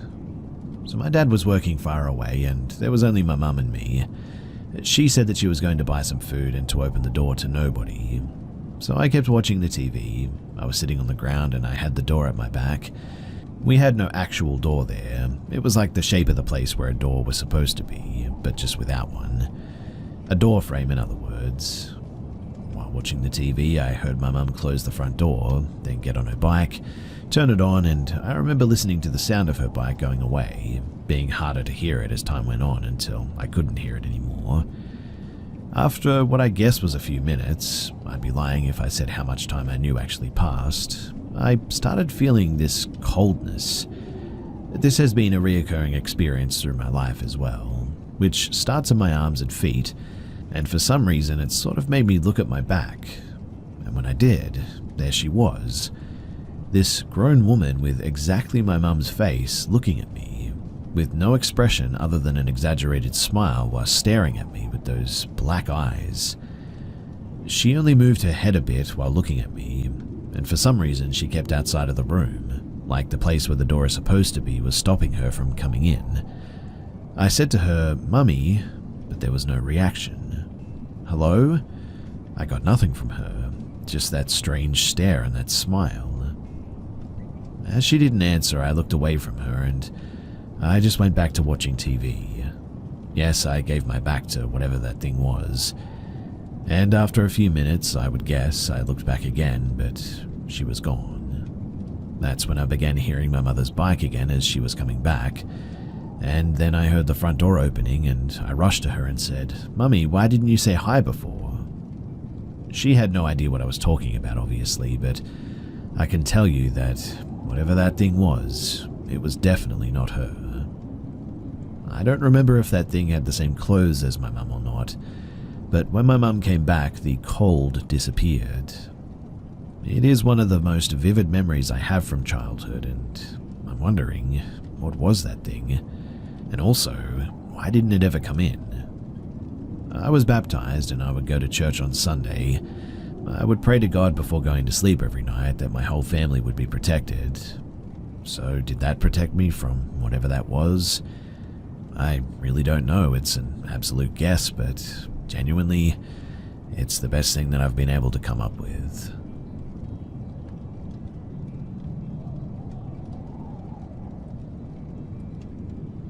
So I don't particularly believe in the paranormal. I've had a small number of experiences, of course, that could possibly fall into the category of paranormal, or maybe just a vivid imagination. But this experience in particular happened a little over 5 years ago, and I think it will stick with me for the rest of my life.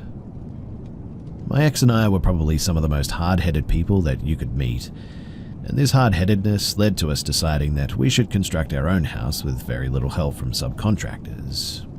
The property we decided on had a unique history. It was owned in the early 1900s by quite a famous circus owner. On the property once sat a hotel, a water tower and a fountain. Only a fountain and basement of the hotel remained. The property was divided into 4 pieces, and we purchased a piece that only had pillars and a concrete walk hidden in the woods. It was flat, high and dry, and most importantly, cheap. It was everything we were looking for. Now, during the construction of our home, we bought a small camper to live in on the property because who wants to pay rent, right? Definitely not us. We constructed the house, hired a plumber to do the plumbing, and decided to take it upon ourselves to dig for the underground power without aid of the power company. Instead, we dragged along our younger brothers with pizza, beer, and a little bit of pay. We were all working far into the night as the trencher that we rented, it didn't quite go deep enough, so we resorted to hand digging the last few inches along the 200 feet to the power pole. Since the plumbing worked in the house, we tried our best to use the toilet inside to minimize the amount of waste in our camper tank. We were definitely not fans of cleaning that thing out. I had to pee really bad, so I left the group of guys huddled over the trench digging and ran into the dark house. I didn't bring a phone or a flashlight, just my body. I left the front door open to allow for light to come through from the lights that we had illuminating our work area. I sat down and did my thing, only for the front door, to slowly close. I sort of froze on the toilet as I was completely shrouded in darkness. "I'm in here peeing," I called out, thinking that it was one of the guys. There was no response. All I could hear were footsteps coming toward the bathroom. "It isn't funny," I yelled, thinking surely it must be my ex pulling a prank on me. The footsteps, though, they grew closer and stopped right in front of the open bathroom door. "Stop, please. I don't like it.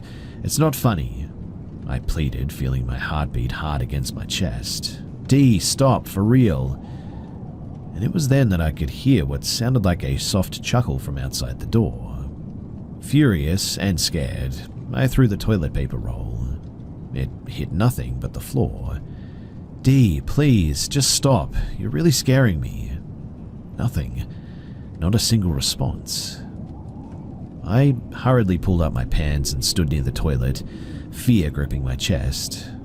There was no way that I was walking out of that bathroom at that point. No way. So I didn't.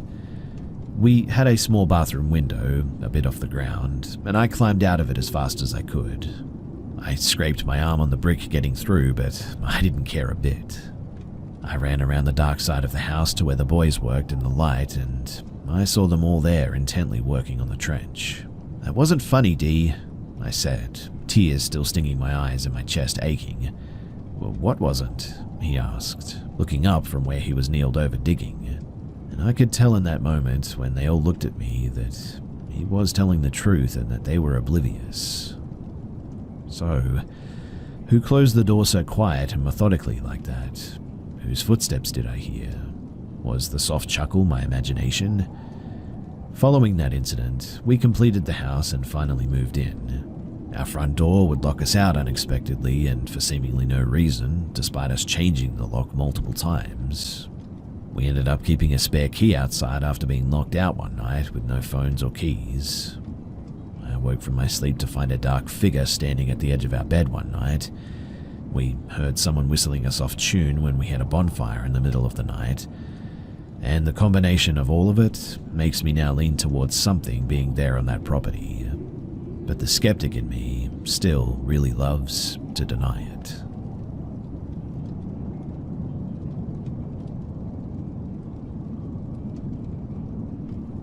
One year ago, around this time, I was bored and scrolling the web, nothing unusual for me, and I decided to go on Omegle. Omegle was a now shut down website that allowed you to talk to strangers via video or text chat. It was around for a long time, and I used it frequently when I was younger as a bit of a time waster. There were plenty of creeps on there, sure, but I've had an equal amount of pleasant interactions and conversations on the site too. On Omegle, you could type in tags as well, basically keywords that describe the type of conversation or person you're looking for, and you would match someone with the same ones. I always used alt for alternative. I feel like it weeded out a lot of rude people, I suppose, and connected me to more people my age. For reference too, I was 19 at the time. So, I connected with someone who called himself Kane, and we started chatting via text. He said that he was 23, and I said my age back.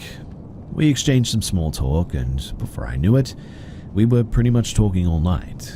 I mean, well, all night in fact. We lived in the same time zone, you see, and I had stayed up until 6 a.m. chatting about philosophy and life and our interests, just because he was entertaining and I was having fun. But when we were talking about our general areas that we live in, he then said abruptly, we should meet up sometime. I laughed initially, but it turns out that he was actually serious. And it also turns out that we only lived like 3 to 4 hours away from each other, so he was really considering this.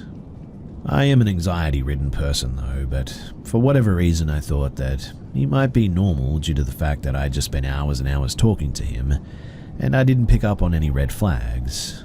So I said, sure, why the heck not? I know, this is an incredibly stupid mistake. I have a big heart though, and frequently make the mistake of giving others the benefit of the doubt. So, just like that, we started planning a camping trip. He was set on doing it just days after that morning because that was when he was off work next. I agreed because I didn't have anything to do at the time.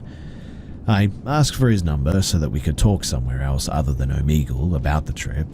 He gave it to me and I texted it, and noticed that the message showed green on my iPhone. This indicated that he was using a Samsung or an Android. Teasingly, I said something along the lines of, "What's up with the Samsung?" After a few minutes, he texted back, saying that he had 2 phones and that one was for work. That was the first red flag that went off in my head. Why would he need 2 phones for work at his age? I mean, of course, there's possible reasons, I suppose, but it just set off that intuitive feeling, I guess. One that I regret not listening to in the end. I asked what the job was, and he said that he worked for the state. He added that he isn't allowed to share details about his job because he signed papers saying that he wouldn't, and that he could get fired if he were to violate his agreement. I was still wary of this, but I just figured that he must have worked for a police station or the town council or something to do with law enforcement or something, and that I was probably just overthinking it. Well, days passed and the date for our camping trip approached quickly. He wanted to take me someplace close to where he lives, near a mountain in New York. By the way, don't worry, this isn't near my actual house at all. Obviously, I wanted to do at least a little research about where I was going, so I popped the name into Google. A bunch of results popped up about the soil on the mountain being contaminated with arsenic due to the old mines in the area.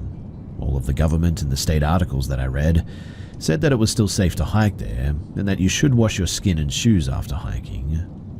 I still had a feeling of unease about the whole thing, I guess. I texted Kane and asked him why we were going to some place that could potentially be dangerous. He assured me that nothing would happen, and said that he chose the spot because it's somewhere him and his friends frequently camp. This slightly reassured me, I suppose. He does know the area better than me, after all. Now, my parents are definitely over-suspicious of everyone. Strict is also a safe word. For good reason, though.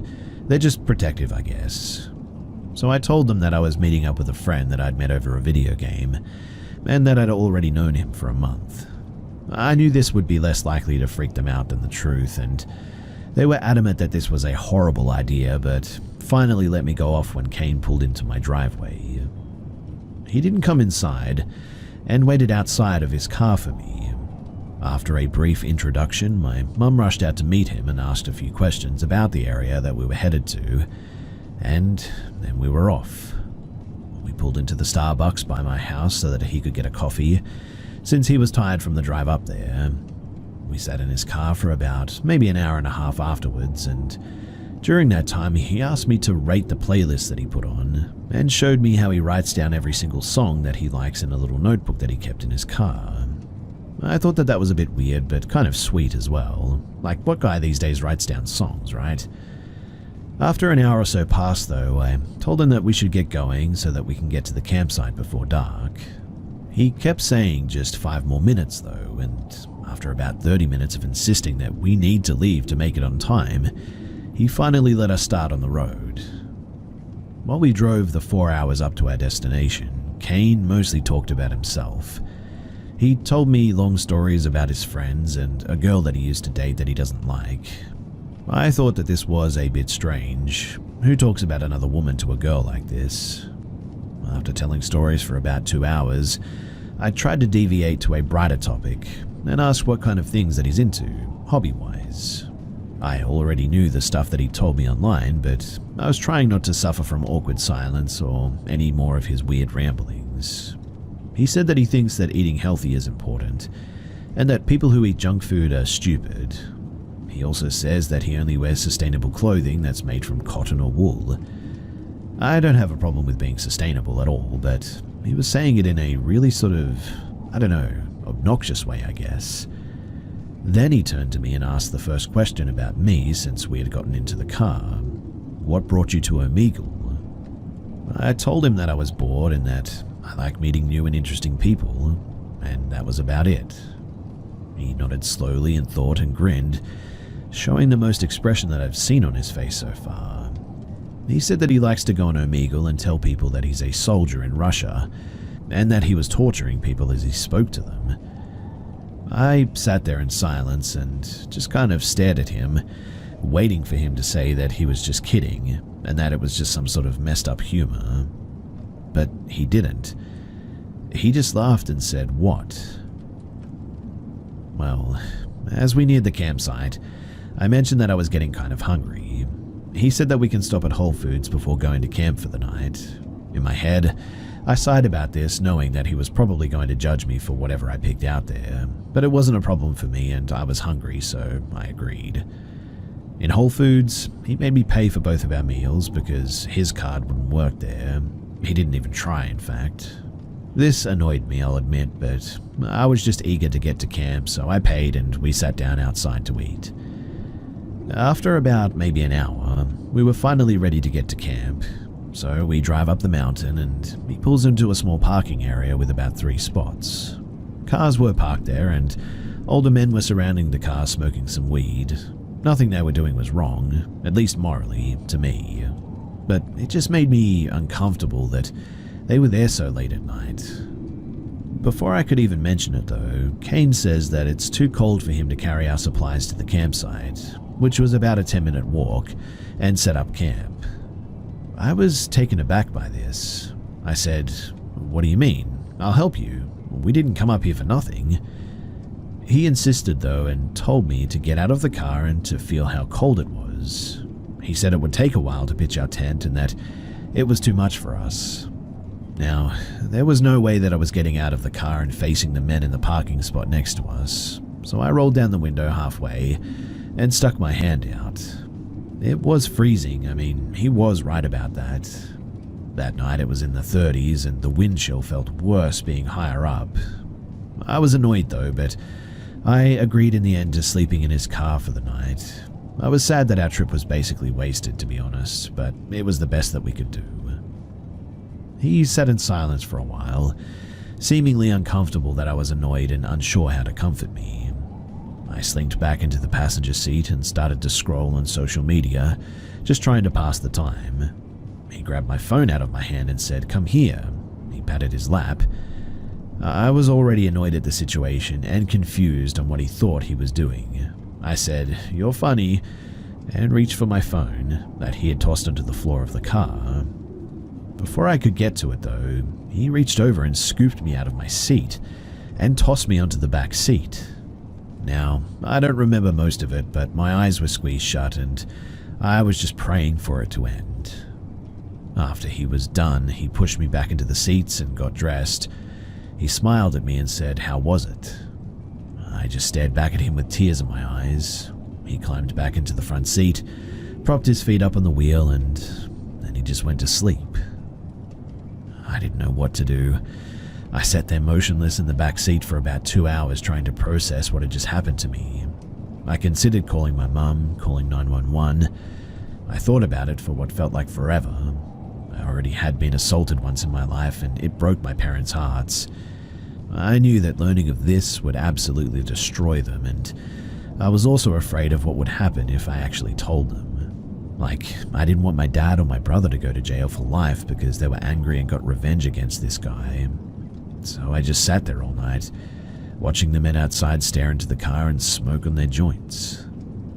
I don't remember falling asleep, but eventually I woke up to the wind hitting the car. I was in a fetal position, sitting upright, holding my legs in my arms. Kane noticed that I was awake and said that it was time to go.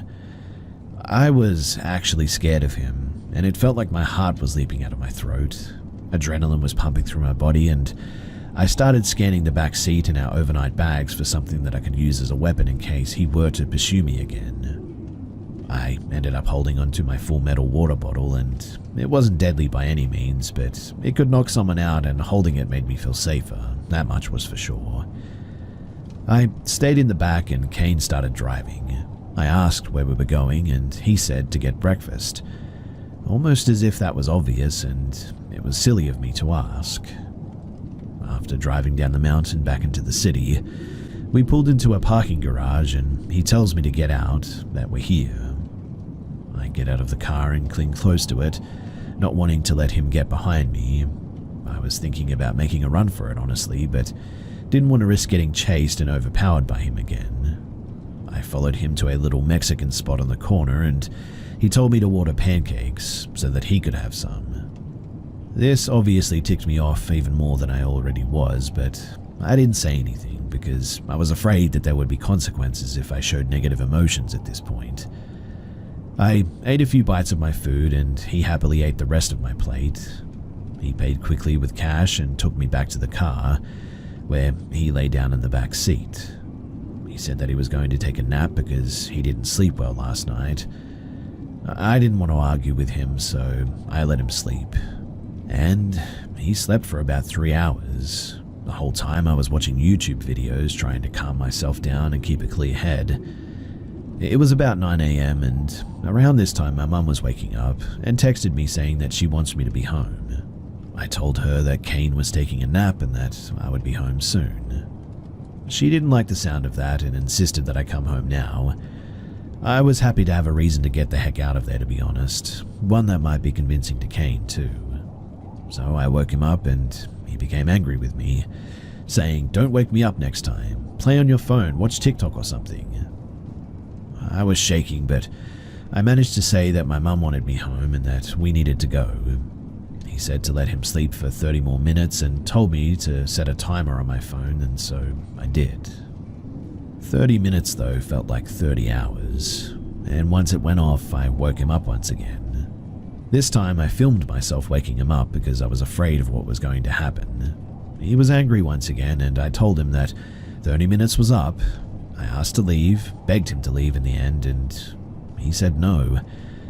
Over and over, he said that we weren't leaving yet. I was now shaking uncontrollably, but I put on a brave face and pretended like I was being playful. I said, "Okay, I'll just get an Uber then."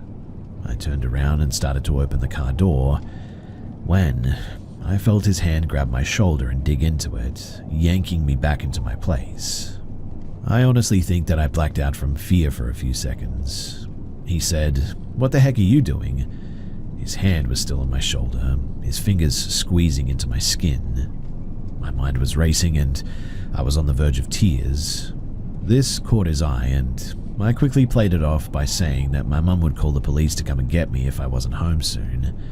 I had mentioned earlier that my dad works in law enforcement, so this was a little bit more believable of a lie, I guess. And at the mention of police, something changed in his face. He looked frantic. He let go of me and unhappily agreed to drive me home.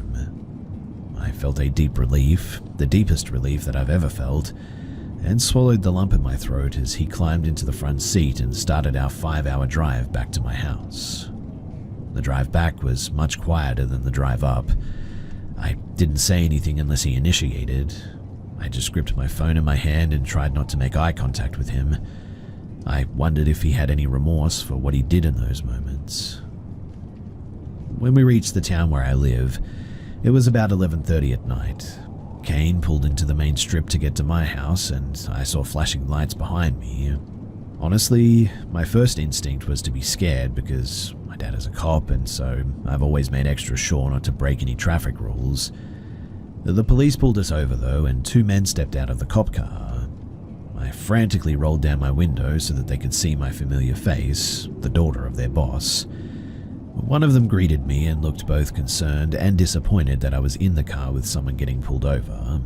The other cop told Kane to get out of the car while I explained what we were doing out so late. Obviously, I spared the illegal and horrific details. I was tired, scared, and I needed to be safe in my own home. I also didn't want them waking up my sleeping dad with such bad news. I overheard the second officer ask Kane about his information though when he said, "What's your name, son?" Kane mumbled something and he said to speak up. The name that he gave was not Kane though, and he told the officer that he was 22, not 23.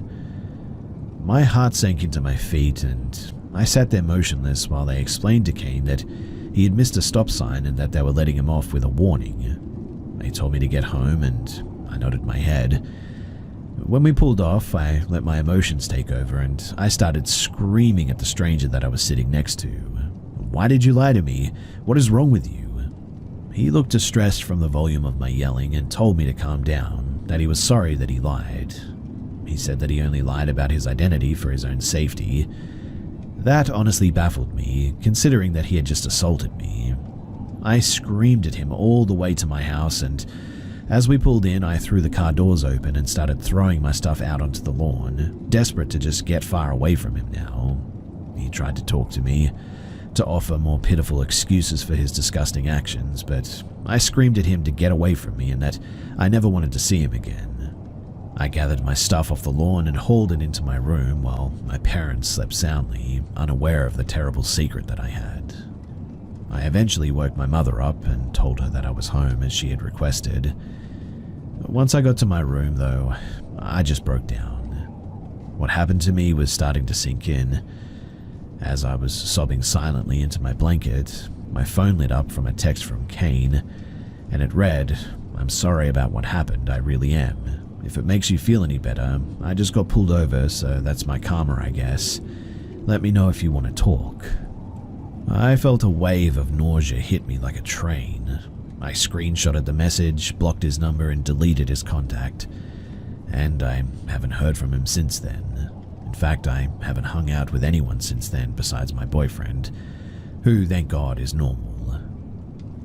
I still think about what happened almost every day, though, and I still feel sick when someone I don't know gets too close to me, even if it's just a stranger passing by in the grocery store. I know that what happened was the product of my own irrational teenage actions. I get that. I know that I shouldn't have met up with someone that I didn't know, but I had faith that he would be a normal person, somewhat at least. I wish that I could have listened to my instinct and to my parents' warnings. I still don't know what would have happened if I didn't make up that police story, and to be honest, I really don't want to even think about that. I'll never meet up with someone again that I don't know, though, and while trying to cope with what had happened to me, I eventually Googled the mountain again, and I found a link that said Cane Mountain North Trail Loop, New York. Now, if you've made it this far, or you're taking anything away from this story, then please let it be this. Trust your instincts and trust your gut. If something feels wrong, then it probably is. And obviously, don't meet up with strangers, no matter how good they look or how normal they may seem.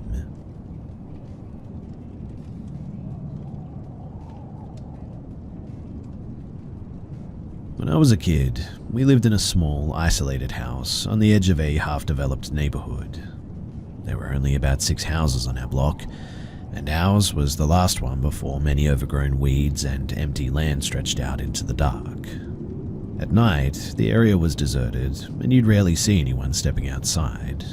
I lived there from the ages of 7 to 13, and looking back, it felt like I was trapped inside one of those disturbing, uncanny horror films where reality always seems just a little bit off.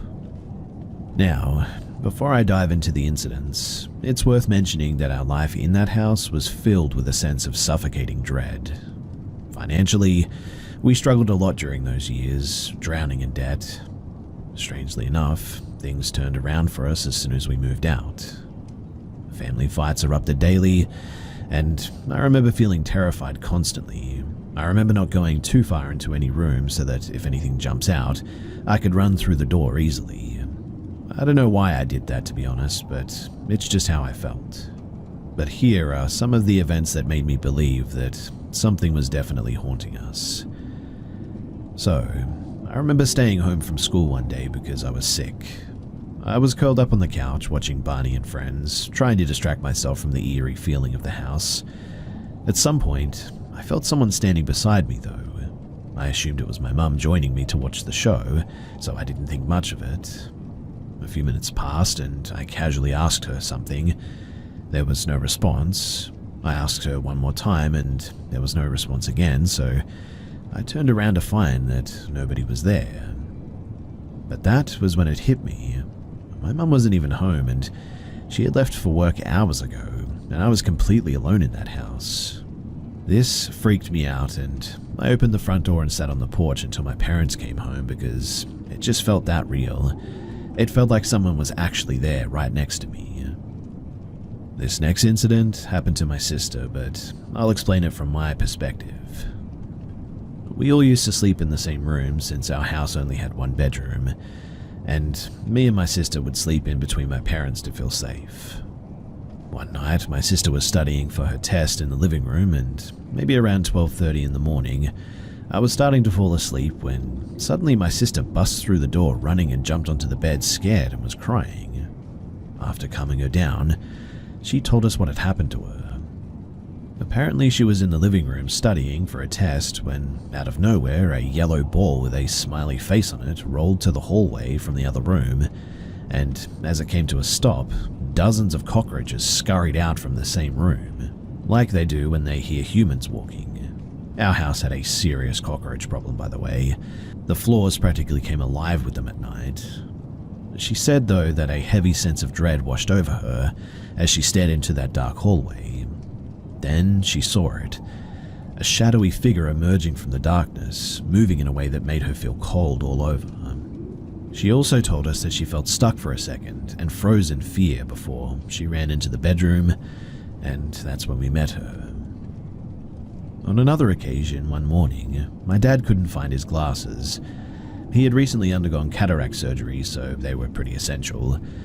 The whole family spent what felt like hours and hours scouring every inch of that house. We checked his shelf multiple times, which was where he usually kept them, but they were just nowhere to be found. Eventually, we left for school defeated and convinced that the glasses were gone for good. But later that evening, as we were sitting around, my dad suddenly called out to my mum, sounding almost angry. We rushed over to find the glasses sitting right there on the shelf, exactly where we had checked over and over again. My dad thought that we were playing a prank on him, but I can assure you that we weren't. Really, there was just no explanation for how they could have reappeared like that. And it wasn't him pranking us either, because he was so mad that day. Now, this next one is actually pretty scary. How would you feel if a random creepy-looking guy stood in front of your house and just started chanting? Well, in South Indian culture, there is such a figure. I've not heard much about them, but they are like devotees of God who roam the streets and just sort of randomly tell fortunes to people, but most people avoid them, fearing that his predictions might bring misfortune. My first encounter with one of them, though, was when I was young. I remember hearing a man singing some kind of a religious song near our doorstep, like literally a few meters away from our door. and so obviously I went to check on it, but my mum quickly grabbed me from the back and told me to be silent and to not make any sound. We pretended like there was nobody home, and eventually he must have gone away, but I was really confused and asked my mum who he was, but she didn't explain and just sort of brushed it off. Well, years later, as the strange happenings in our house grew more intense, a similar figure began appearing near our house while my dad was home alone. For several days, this man stood near our door chanting and seemingly delivering cryptic messages at night. Finally, my dad confronted him, telling him to stay away. I never did see that man again after that, but I just couldn't shake the feeling that his presence was somehow connected to the disturbances going on in this place. My sister also had reoccurring nightmares while we lived there. She remembers one in particular, though, that absolutely terrified her.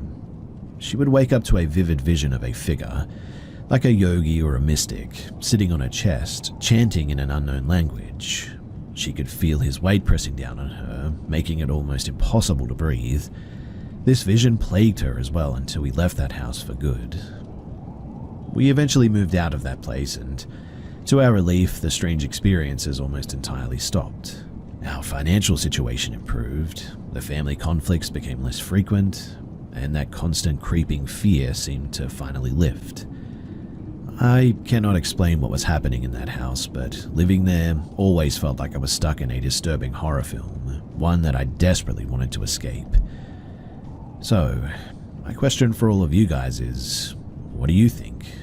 Was this place haunted, or was it just the atmosphere of that place getting to us? There are some more stories from that place, and if you would like to hear them, then I'm okay with sharing them, I suppose. So, do let me know, because there are plenty more.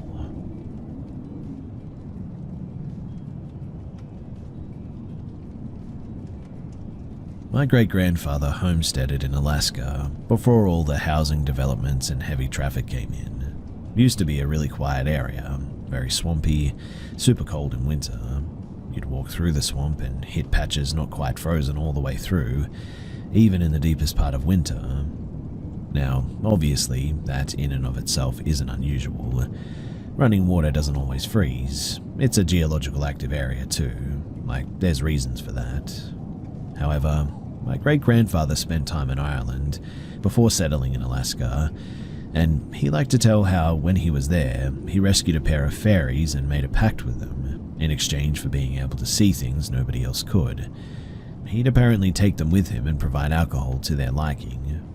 When he settled in the homestead, he liked to tell this story, that he brought the fairies with him. And so long as they had a drop of alcohol and good company in the cold winter, there they would stay. Now, we did see something on occasion at the swamp, not just as kids too, but even as adults. They looked like fireflies or a ball of light, mostly in white, but you'd see one in red or blue now and again. Not like slightly red or slightly blue, like red M&M or blue M&M sort of color, but glowing type of red or blue. We also saw them inside the cabin a couple of times. Sometimes they would follow you or collect nearby while we were chopping firewood, but not always. The red one was almost always around when someone got hurt though. We were all fairly convinced that it made bad things happen. I'm not sure if people outside of our family saw them, but I do know everyone within my immediate family had at least a handful of direct experiences with them, and at least one negative experience with the red light, or fairy as my family's always called it. The cabin had a sort of lodge-style design, I suppose. The rooms were lofted and to either side of the living room, kind of like in hotels, where there's an open middle section, banisters surrounded it, with rooms on opposite sides. And while none of that really matters all that much, except that from upstairs, you could see either side of the wall dividing the kitchen and the sunroom, and on more than one occasion you would see these little balls of light hit the wall and just keep going out the other side. You would also hear whistling sometimes, kind of an echo of what my great-grandfather sounded like when he was drinking, and as he liked to say, chatting with the fairies in his putter room. It would happen when you were in the swamp as well, and in the house, and when you were the only one on the property at all. The homestead burned down shortly after my great-grandfather passed away, maybe 7 years ago, and so far, nobody is in a hurry to rebuild there. I do wonder sometimes, though, if the lights are still out there or the whistling, but I'm really not in any rush to go and find out. Mainly because, I don't know, something tells me that they're not fairies.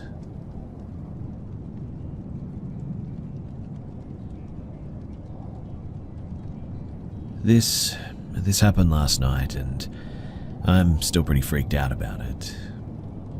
We're up at my father-in-law's for Christmas. He lives in South Jersey, in a pretty remote area just north of Bern State Forest. It's quiet and always a little eerie, but felt especially weird with the overcast weather and unseasonable warmth of the last few days. We did Christmas dinner at my brother-in-law's and got back pretty late. Because of the radiator heat and outside temps, we slept with the window open that night.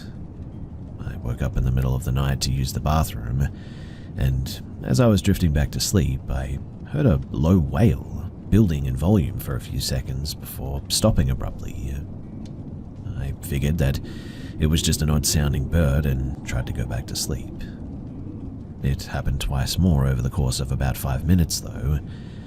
I was basically able to put it out of my head and start drifting back to sleep when I heard a loud, shrill blast like a two-high elephant's trumpet. At this point, I shot up, heart racing. I knew that I had to close the window, and it took a bit to build up to it. When I dragged myself out of bed, I peeked through the shutters before I reached to shut the pane, and whatever it was had tripped a motion sensor light at the back of the property and was now half illuminated, standing maybe 100 feet from the back door, right at the tree line. It was cloaked, with its head partially shrouded. The bottom of its face looked flat and round like the back of a dinner plate, with another smaller, half-uncovered black circle at its center. It was humanoid, and that was enough for me. I immediately slammed the window shut, and it didn't move, just stood there with its face tilted towards the window. I shut the blinds and crept back into bed, and basically hid until the sun came up. I didn't hear any more sounds after that. I dared another look out of the window after dawn, and the figure was now gone. I managed to drift back to sleep for a few hours after that too. So, has anyone seen anything like this or know what it might be? I'm frantically Googling, but nothing is really coming up.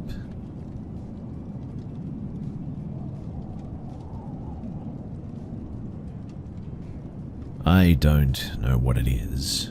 I've lived in the same house for the last 18 years, and it's only gotten worse too. I live in an old coal mining town in Pennsylvania. I know that my house is haunted, but I believe that to be beside the point. Something is stalking my family. The first encounter I had was in the early 2010s.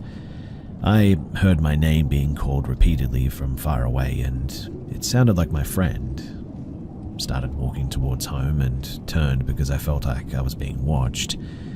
I saw a dark humanoid figure that was at least 7 or 8 feet tall, and upon seeing it, I ran home. Things were fairly quiet as far as I can remember up until the last few years, but recently things have been amping up a lot. It started as rustling in the woods, and the feeling of being watched. Next came the deer. So many deer.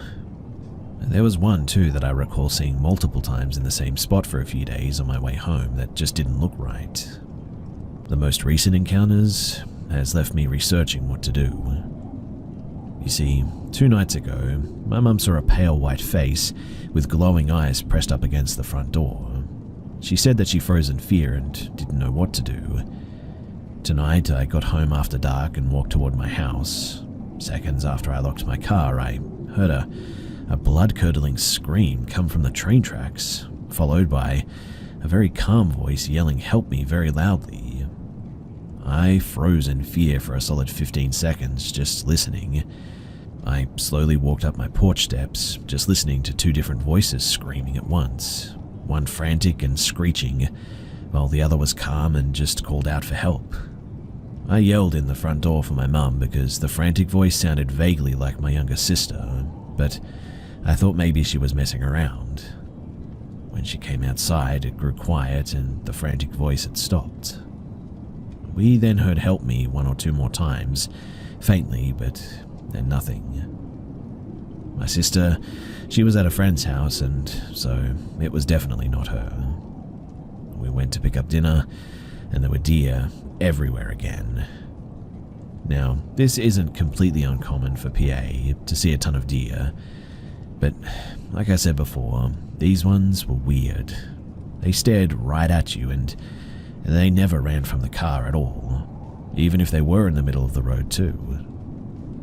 So, someone, please help me and tell me what the heck is going on. What are these things?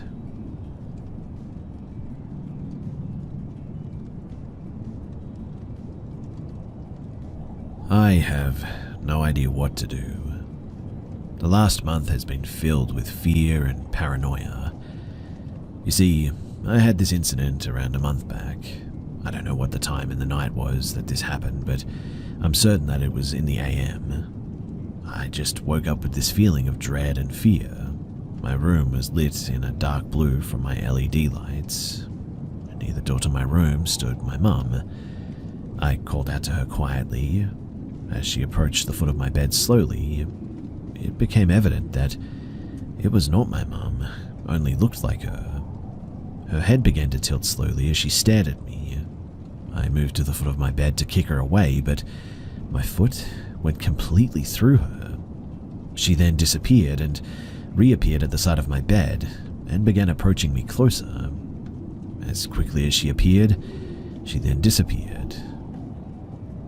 I told my dad about it, but he said that it was just a nightmare, so I pretend like it didn't feel real. Until that same day, my friend and I were driving around. I've always known that she was a bit of a medium, as we're both paranormal investigators. However, this really cemented this for me. You see, I didn't tell her anything about this thing's appearance, but her eyes widened and she quickly drove out of the neighborhood that we were in. She was repeating to herself, saying, "We have to get out of here." She later described exactly what was there with me in my room, from the clothes to the height. That night we went to a Catholic church and we prayed. I've been praying every night since then, and I haven't been able to have the lights off at all. Everything was quiet too for a while, until the last 5 days, because 5 nights ago, I then froze in my bed. I was laying on my stomach and I felt a hand press on my shoulder. I couldn't move, but the same sense of dread filled me. 4 nights ago, I was laying on my side when I felt something brush my hair out of my face. Once again, I couldn't move. 3 nights ago, I was laying on my side when I felt someone laying behind me. I was completely frozen in fear and dread. The last 2 nights have been sleepless, and even last night I cried to God begging for protection. So my question for all of you guys is, does anyone know what this thing is, or how I can protect myself, or maybe even get rid of it?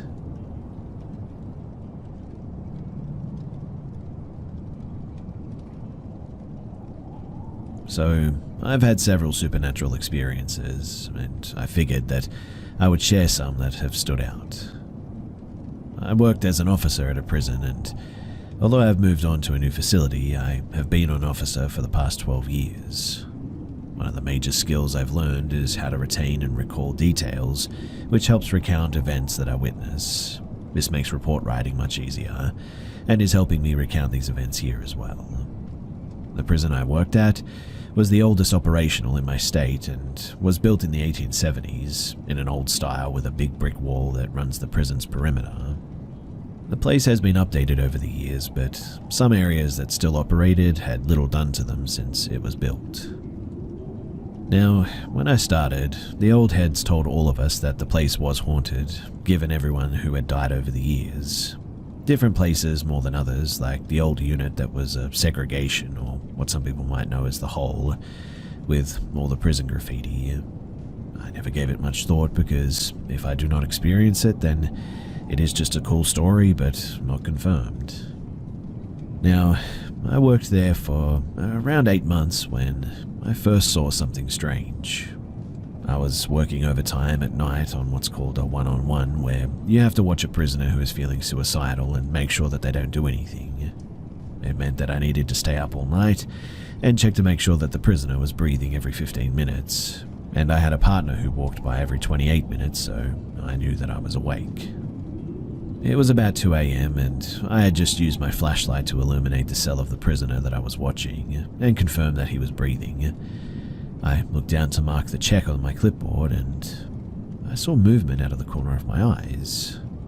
My partner had just done his round 15 minutes prior, and all the prisoners were supposed to be locked in their cells, so there shouldn't be any movement down there. I turn and see someone doing a round on the housing unit, but he isn't right. This guy is wearing a blue uniform with a Breton cap, shiny black leather belt, and has a baton in his hand. The problem is that these uniforms haven't been used by my department since the 1950s, and our uniforms are not blue. They're grey and modern, whereas this one was very much old. I watched this guy walk down the unit for maybe 5 seconds, and then I shook my head and slapped my face to make sure that I was awake. When I looked back, there was no one there anymore. The next thing that happened was roughly 2 years later during my normal shift. Now, the central building of the prison I worked in is a big room called a rotunda. It has 2 floors, but it is open, so you can see the balcony up on the top levels, and anyone who is leaving the rotunda can be seen from the opposite side, even on the balcony. The doors into the wings that branch off the balcony all have windows, and most of the rooms directly connected have windows too. It was maybe 2100, and I was going to the rotunda to complete some paperwork with a co-worker for my sergeant, which is pretty common. As we were opening the open barred gate to go into the rotunda, I looked up and I noticed that the administrative wing lights appeared to be dimmed through the window into the door.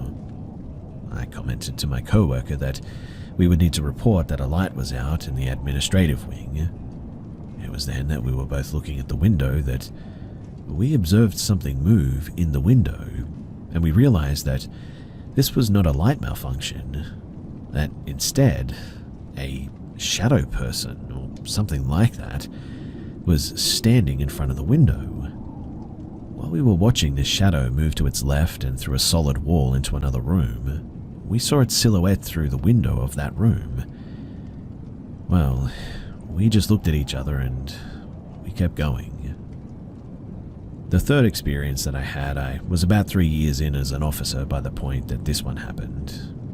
I was working the third shift in the control center, which is where we use the cameras and security measures and all that. Also, I should mention that there are several rifle posts around the prisoner's perimeter that are used to ensure the security of the prison, but we only ever used like 3 of them during operational hours. In this case, it's important for you to know that when a phone is left off the hook, the phone rings into the control center so that we can address the issue.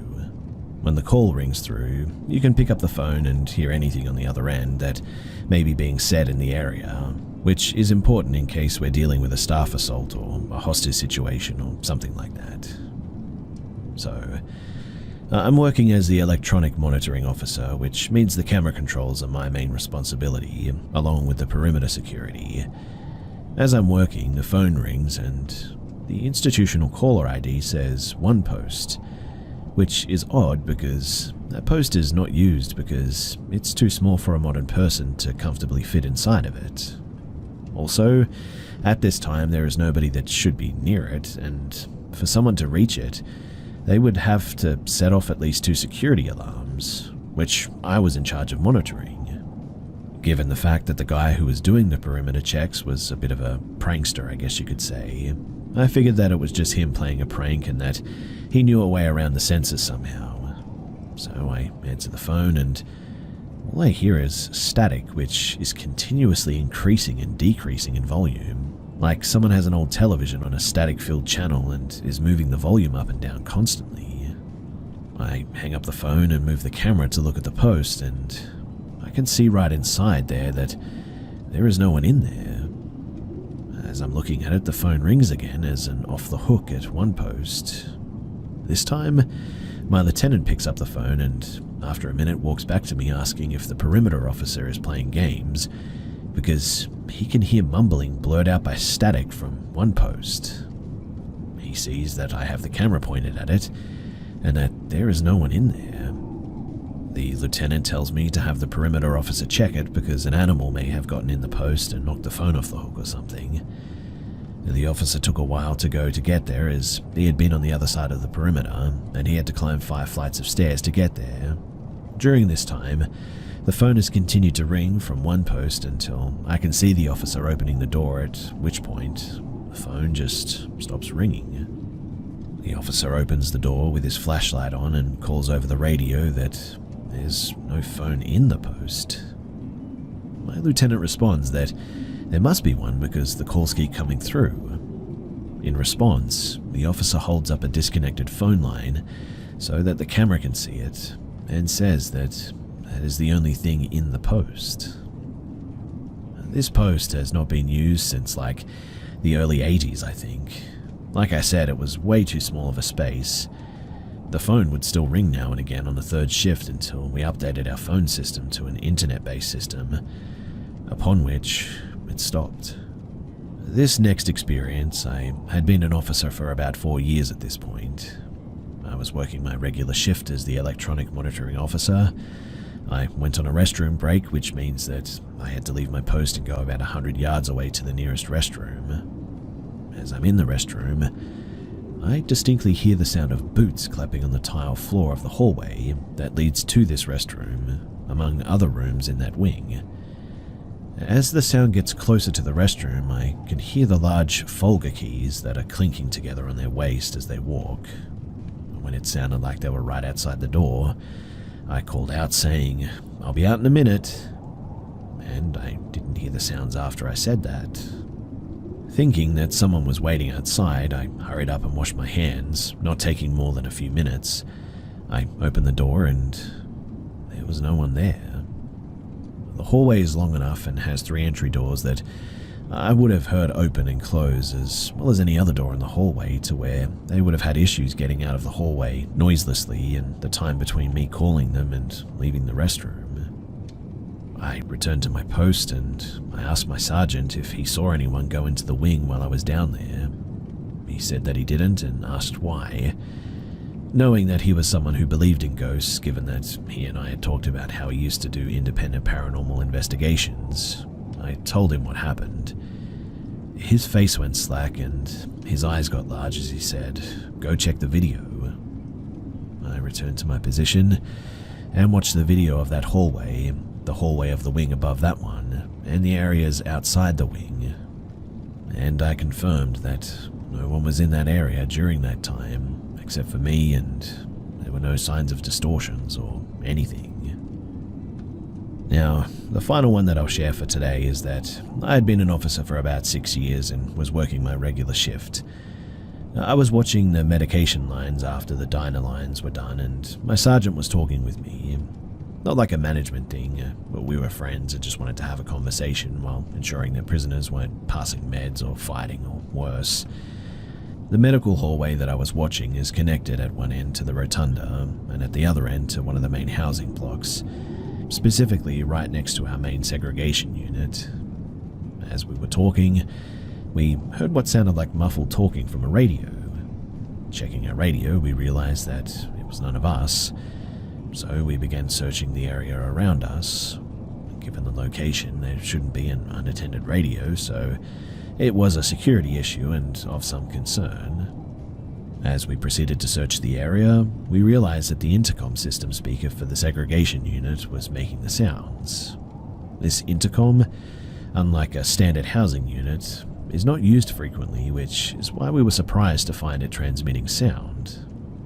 The sergeant points at it and says that it must be broken. The switch is in an off position and the activation light is off. I looked closely and I got goosebumps as I made a shocking discovery, saying, Sarge, how is it doing that when it's not plugged in? I held up the unplugged cord leading out of the intercom box and gave it a slight tug to show that it was attached directly to the box. The sergeant's face went completely white and he walked off shaking his head, just saying, "Nope," over and over again. These intercoms don't have backup batteries or anything too, and there are no direct power-up hookups or anything like that. Just the cord that I had already shown was disconnected. The sounds, though, they continued for the duration of the medication lines. I left the area after that, and I never heard of it doing that again. So, that's everything that I've experienced, but if you guys would like to hear more of the other stories that I've heard from there anyway, just let me know and I'll be sure to share some more. Thanks for listening, and if you're interested in doing a job like this, please do not let stories like this get in the way, because it really is a very fulfilling career.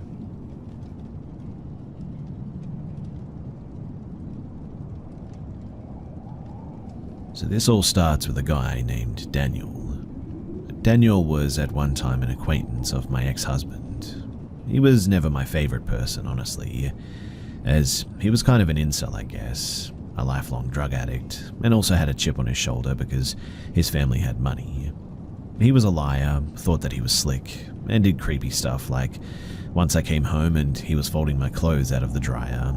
I don't know why he thought I would approve of such, including folding my underwear into tiny little squares with a lot of care. You get it though, Daniel is a loser. And look, I know that that's mean, but he really has no redeeming qualities. Thankfully, after a while, their associate friendship runs its course and he sort of fades into obscurity as a bad memory. I hear very little concerning him for the next 10 or so years, save one thing: he has lost his mind.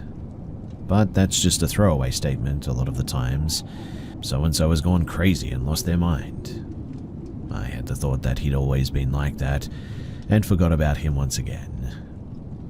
About 2 years ago, I pull up to my house though, and notice a side-by-side sport utility vehicle in my driveway that I've never seen before. When I walk in, I see this unkempt, wild-eyed looking man that appeared homeless, really. I followed my husband to our room and whispered, "Who the heck is that guy?" And he looks surprised and says, It's Daniel. He's, well, sort of insane now.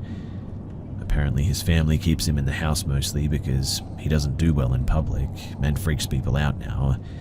But he stole their side-by-side and drove it over an hour to our house, where he has run out of gas to go back home. I instantly get a bad feeling when I see him. Before I even know it's Daniel, this guy's aura is just all wrong. His vibe is messed up, and I get even more and more wigged out the longer that he is here, because he's having a full-on conversation with, well, himself. This was sinister, and I didn't like his replies to whatever he was talking to as well. Whatever was speaking to him was saying hostile things about us. For example, he listened intently, then laughed wildly and shook his head. No, they ain't like that. That is funny, though. Like, what the heck, right?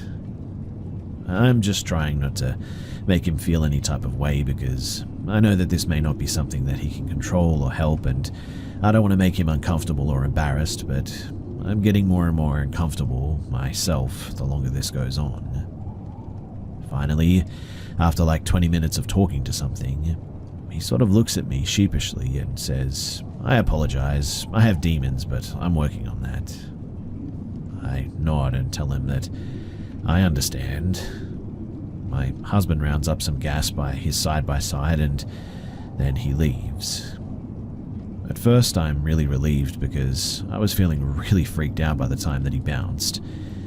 When I knew that he was gone, I was sitting on my bed doing some craft project, and my husband is in the master adjoined bathroom doing something with a tool. I then quiz him. What the heck is Daniel talking to? He tells me that He believes that he's talking to demons that follow him and tell him things, and so he was speaking to a demon with a full-on conversation, at least in his mind, which heightens my bad vibe meter to the max, let me tell you. I tell him that I don't feel comfortable with him in my home. I don't want him back here where me and my children are. He's dangerous. I do pity him, but I just instinctively know that he's dark and dangerous. My husband says okay, and he doesn't think he'll be coming back anyway. Quite suddenly, though, I then feel a pain in my arm like I cannot describe. For a few moments, I really think that my husband has accidentally shot metal across the space with whatever he was doing with that buzzing Dremel tool, and he's just shot the heck out of me. I put my flat hand over the inside of my arm, below the elbow and above the wrist, and put pressure, but it doesn't stop. Intense pain, a weird pain like I've never felt before. I scream. I move my hand to look, but don't see any blood, so I couldn't have been hit with shrapnel from this tinkering or anything. But I did see sort of half-moon claw prints dug into my arm, like someone had grabbed it and just sunk their nails into it. Not scratched, just dug in.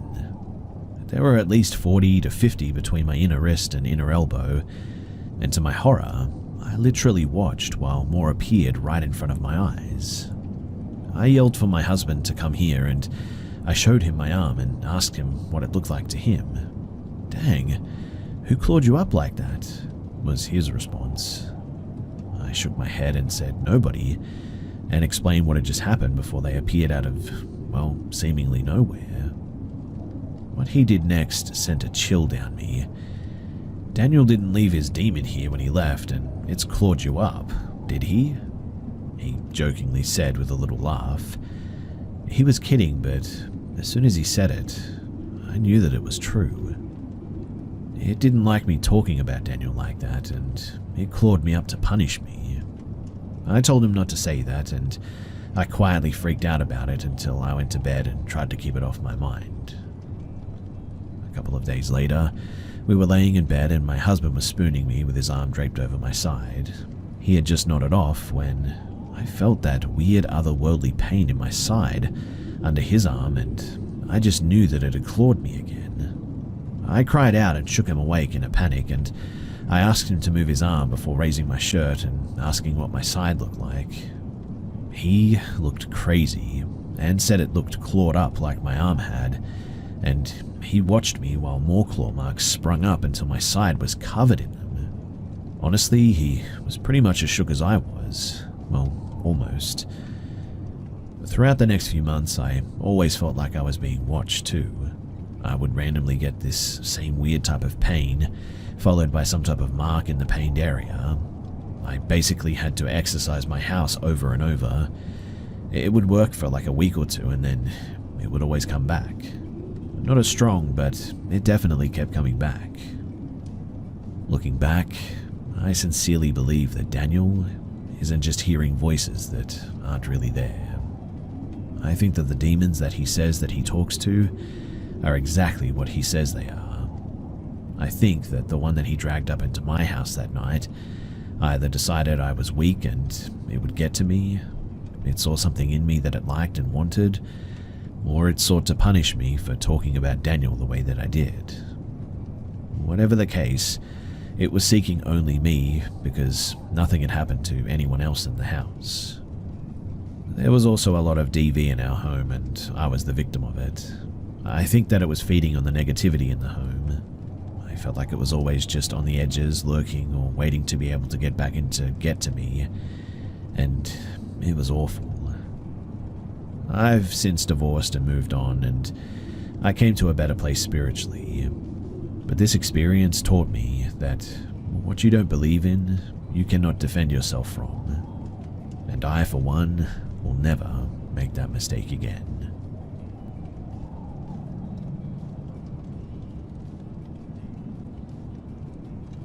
I'm 30 now, but this happened when I was 16, and it has just always stuck with me.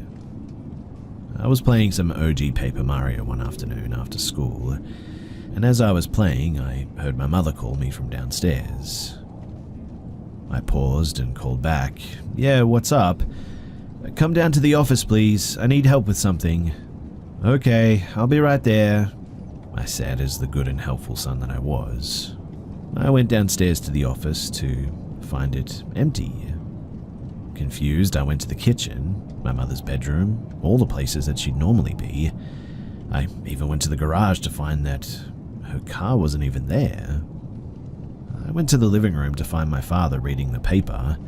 I asked him where Mum was, and he said that she wasn't even home yet.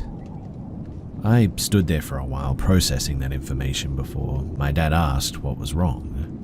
I told him that I definitely heard Mum asking me for help in the office. He simply shrugged and said that he didn't know what to tell me, and went back to reading his paper. So, yeah, something called out to me in the voice of my mother asking for help, and my mother definitely wasn't home. The whole thing has confounded me to this day.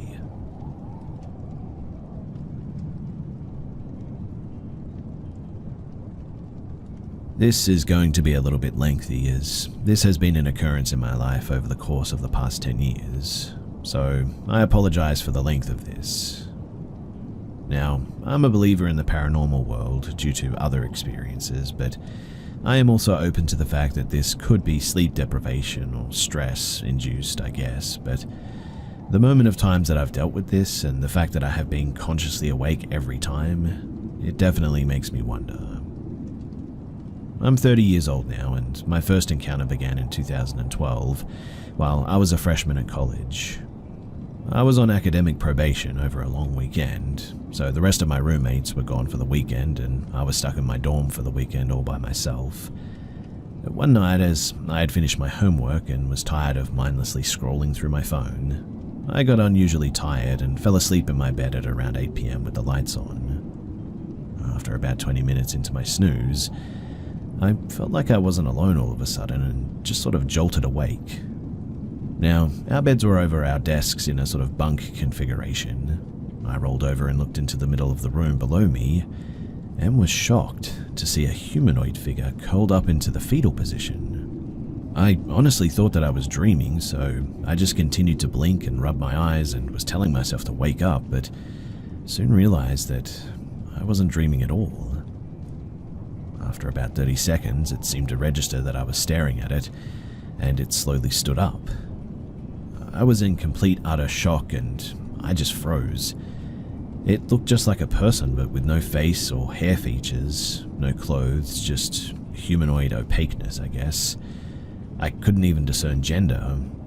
It was about 5'9" and slowly walked towards my direction. Nothing felt evil or malicious about it, but I didn't want to test that theory by any means. Unfortunately, it was between me and the door, and I had to run past it to escape my room. I yelled at it to stop approaching me, as soon as my fight or flight instinct overrode my being frozen in fear, and as it was only 3 feet away from me, I jumped from my bunk onto the floor and bolted past it. Mind you, it never reached out or interfered with my escape as I ran into the halls of my dorm with pure adrenaline and fear. With it being a weekend, there was hardly anybody present, but I cooled myself down and quickly walked to find the closest human contact that I could find. I finally found one of my friends down the hall who was still present. As to not sound insane, I didn't tell a soul of my experience. I chalked it up to being tired and stressed with school, but unfortunately, I had to eventually make my way back to my room to sleep alone again. I finally summoned the courage to leave my friend's room and go back to mine after a few hours. I entered my room and there was nothing there. I stayed awake with the lights on for the rest of the night with an uneasy feeling, but nothing else happened. Fast forward to 2013. My roommates and I had switched to a different room. Every year we had to switch rooms. Nothing else had happened until late fall, and this time all of my roommates were present, and it was a school night, and we had all just begun to fall asleep, 3 of us total. Once again I got that uneasy feeling, and once again I rolled over to find that humanoid figure standing near the head of my bed, reaching up towards me this time. I absolutely freak and wake up my roommates, who throw the light on. as soon as the light came on, it had disappeared. To my roommate's justifiable annoyance, they told me to go to sleep and that I'm just imagining things. This occurs 2 more times throughout my college years, with the last college incident occurring in my senior year. Once again, I was asleep and awoke to an uneasy feeling. I had accidentally left my closet open, and as I peered into it, I saw the figure again, just standing there staring into me. I fixate on it, just telling myself that it's just my overactive imagination. But as I was wishing it away, it stepped out of the closet, and just like the other times, it begins to approach me. I scream at it, demanding it to not take a step closer or else, and then it just disappeared into, nothingness. I then graduate and join the military. Thinking that it was just college-induced stress, I felt like the encounters would end, especially with me leaving my old dorm for my first duty station in Florida. At this point, I'm engaged to my now wife and have 2 dogs. And to shorten the now long story, the shadow people, they would continue to follow me. It didn't matter which apartment or house I would move to, I would never be able to escape the terrifying encounters of whatever these things are. It would always start with my dogs growling at our bedroom doors, and then full manifestations. My wife would awake me to shouting at something, demanding it not to come closer and to leave me and my family alone. It would absolutely freak my wife out as she could not see the figures I was confronting. Each visit, it would just get a little closer before disappearing after I confronted it. It would always get close, but it would never actually reach me. I could also sense that it was never the same shadow person, and each subsequent visit, it seemed more foreboding and with negative intent. It also had this weird sort of pull to it as well, like it was drawn to me. This happened about 4 or 5 times from 2017 to 2019, and this leads me to the final encounter that I had in 2020. My wife was pregnant with my son at the time, and I was a month out from deployment, knocking out my pre-deployment training. This last encounter was different from the rest too, and was the single most terrifying paranormal or stress-induced event that I've ever witnessed. I was asleep with my wife in my bed. I had only been asleep maybe an hour when I woke up because I couldn't breathe. I had felt 2 hands wrapped around my neck and weight on my chest. As I struggled to breathe, I saw the shadow person above me this time, and it felt like it was trying to suffocate me. I hadn't even registered it as a shadow person. I thought it was a home invader at first. I wrestled with it, or at least it felt like I was, and I could feel it and grab it this time. But once I got the upper hand, it sprung to the bedroom floor and crawled under my bed. My wife was already awake as I was thrashing about. Thinking that it was an intruder, I was trying to find a weapon and told my wife to escape the house and call the cops. She, of course, refused and told me that it was all a bad dream. I looked under the bed to find nothing there, of course. And my wife told me that I was just stressed with the upcoming deployment. I was incredibly embarrassed and utterly terrified. I saged the house just in case and tried to work on my stress. And weirdly enough, that was the last encounter, and I haven't had another one since then.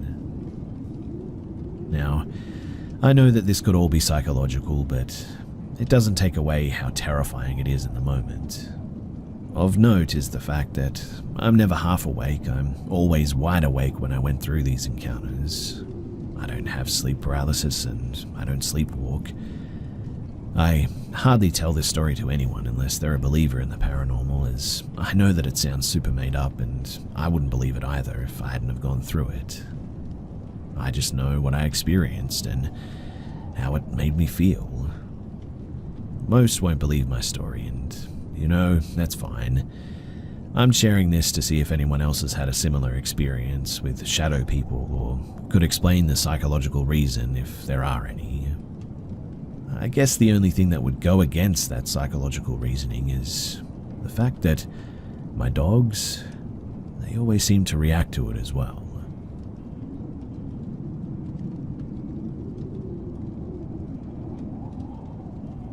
This happened when I was 15 and my little sister was 12. A little bit of backstory here. We lived in this small town for several years and it was a very safe place. A few years into living there, we had a cop with his wife and kids move in 2 houses down from us. Our house was built sometime in the 1920s, I think. A few nights before this incident, our other siblings locked us out of the back door. Us being idiots, we kicked the back door in. The door didn't budge, but the frame came out of the wall and the door was just hanging there. One of our blinds were broken and we didn't have the money to fix it, seeing as my parents had 8 kids and money was really tight growing up. Anyways, the blinds were broken behind our TV. On the other side of the window was a garage and our driveway. Next to the driveway on our neighbor's property, which was abandoned and had tall shrubs. What we didn't know was that there were 2 people hiding in the shrubs, watching us. I'm going to leave a few details out to make a long story short, but if you have any questions, then please do drop them below. My little sister's name is Candace and my name is Aria. So, it was the summer of 2009. My oldest brother and his girlfriend were a mile from our house fishing about 10 at night. Fishing, right? All of our siblings and parents were asleep. Besides my older brother out with his girlfriend fishing, I was sitting in front of the TV watching it.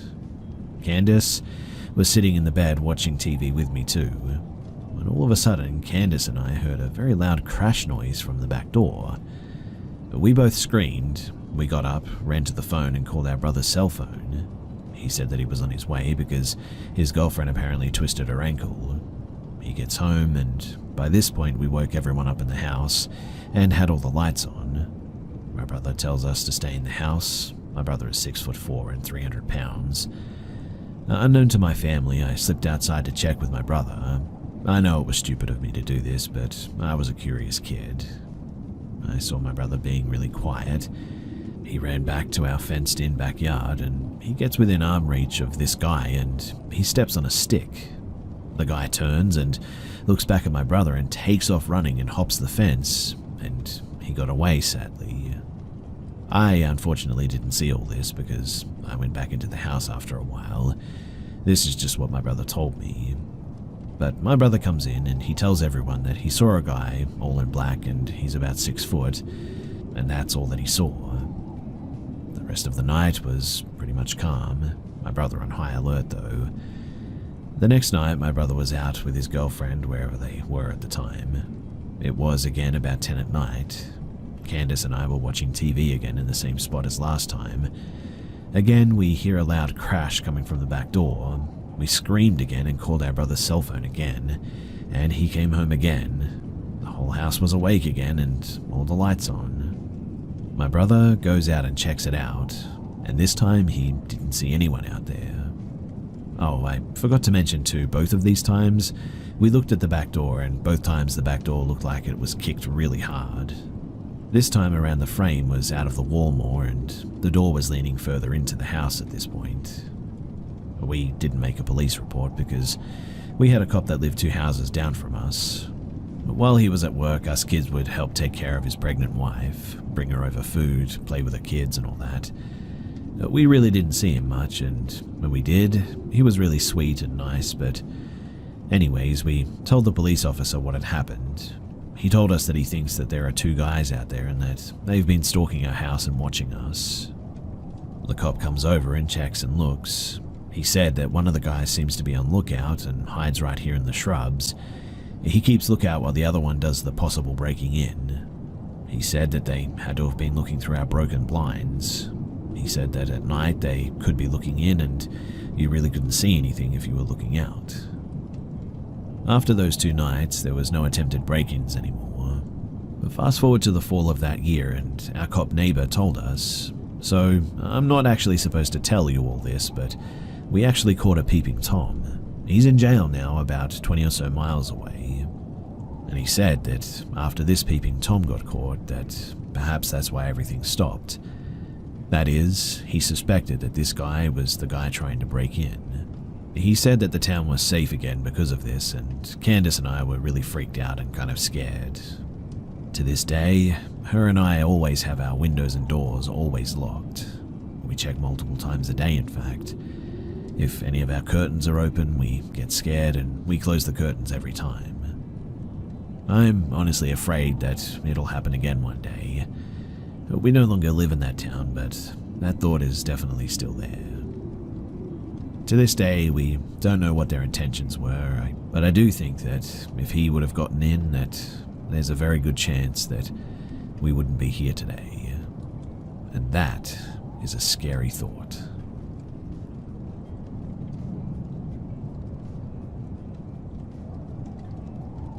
I was working at a small business in Iowa when a man came in for an interview.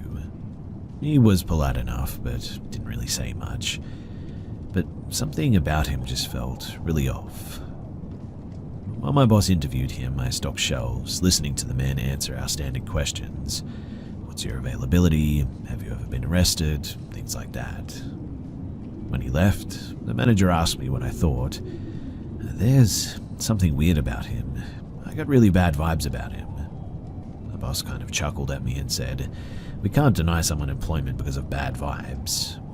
I took out my phone and Googled the guy's name, and he had been arrested a few months prior for threatening to shoot up a gas station after being accused of theft. He lied and said that he had never been arrested.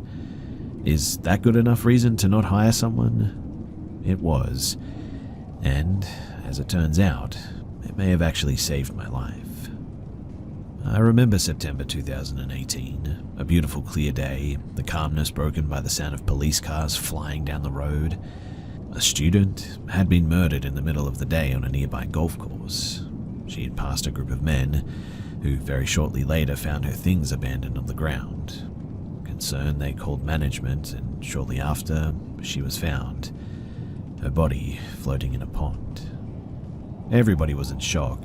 This was the second murder of a young student Iowa had in just a few weeks. Was it a disgruntled fellow golfer? A jealous lover? No. The young woman had simply been in the wrong place at the wrong time. She did not know her killer. He did not know her. He was a homeless man who was found in the woods by the golf course, saw an opportunity, and he took it. He had fantasies about these sorts of things, and the next day the story made headlines, and plastered on the front was the killer's face. My stomach turned when I saw him, because he looked just so familiar. I didn't recognize the name, but then again I've never been good with names. But I remember stories, and so I googled his name. And the same story about a man being arrested for threatening to shoot up a gas station came up. And instantly, I knew who he was. It was the same man that I had convinced my boss not to hire. At the job, the majority of shifts there were only one or two of us working, which means that I definitely would have been alone with this guy at so many points, so many slow hours with few customers, so many blind spots.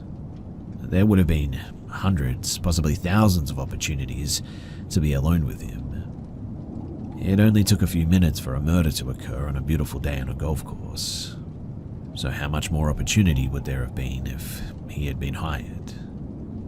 So yes, do trust your instincts, because if they're anything like mine, they may just save your life one day.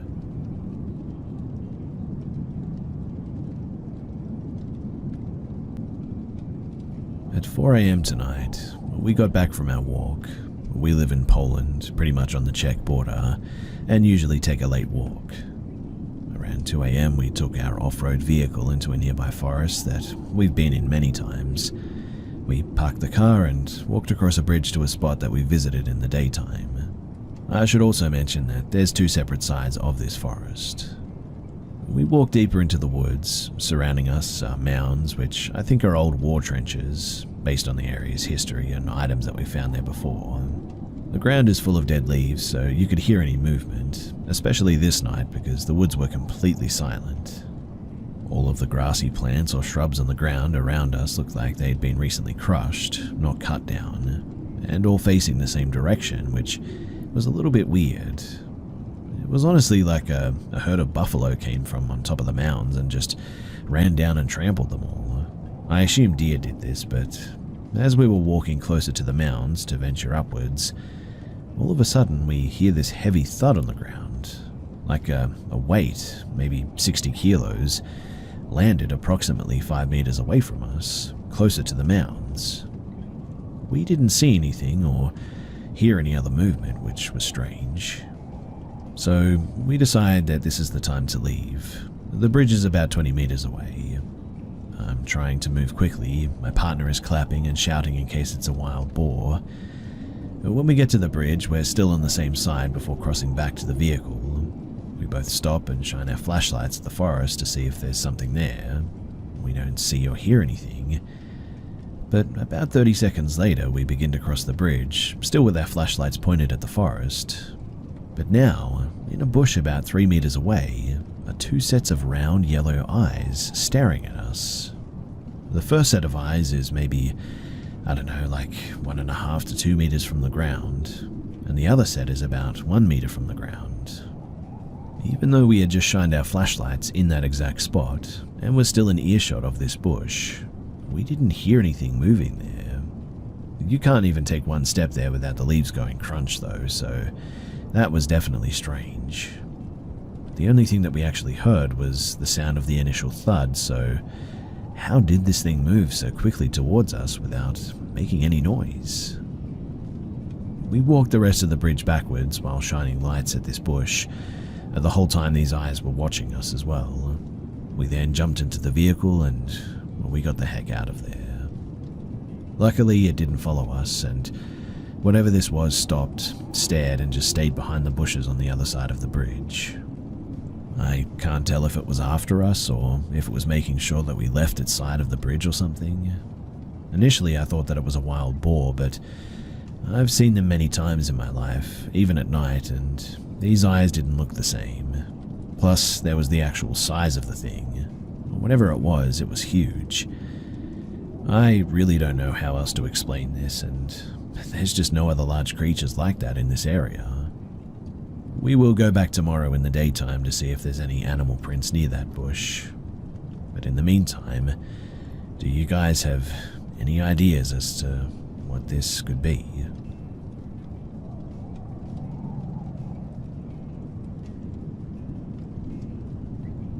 A few years ago, my mother died after a long battle with cancer.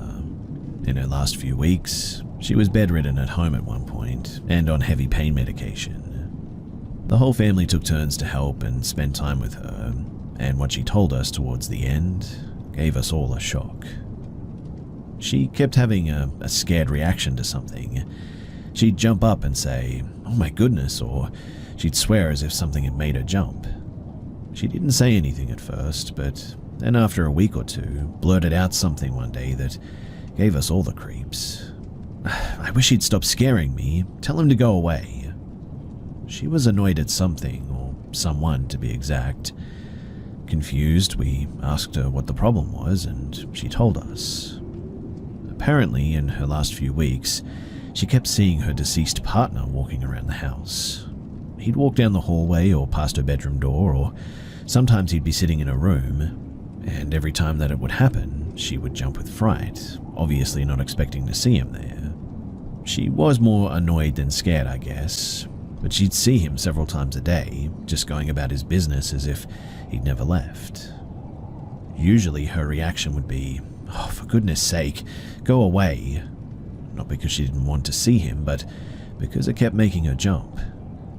Our first thought was that it was something to do with the pain medication that she was receiving, but the nurse assured us that it wouldn't cause hallucinations or visions or anything. It absolutely terrified us to know that as well.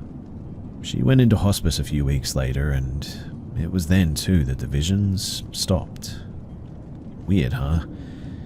We still don't even talk about it either, because that's how creeped out we all are by it.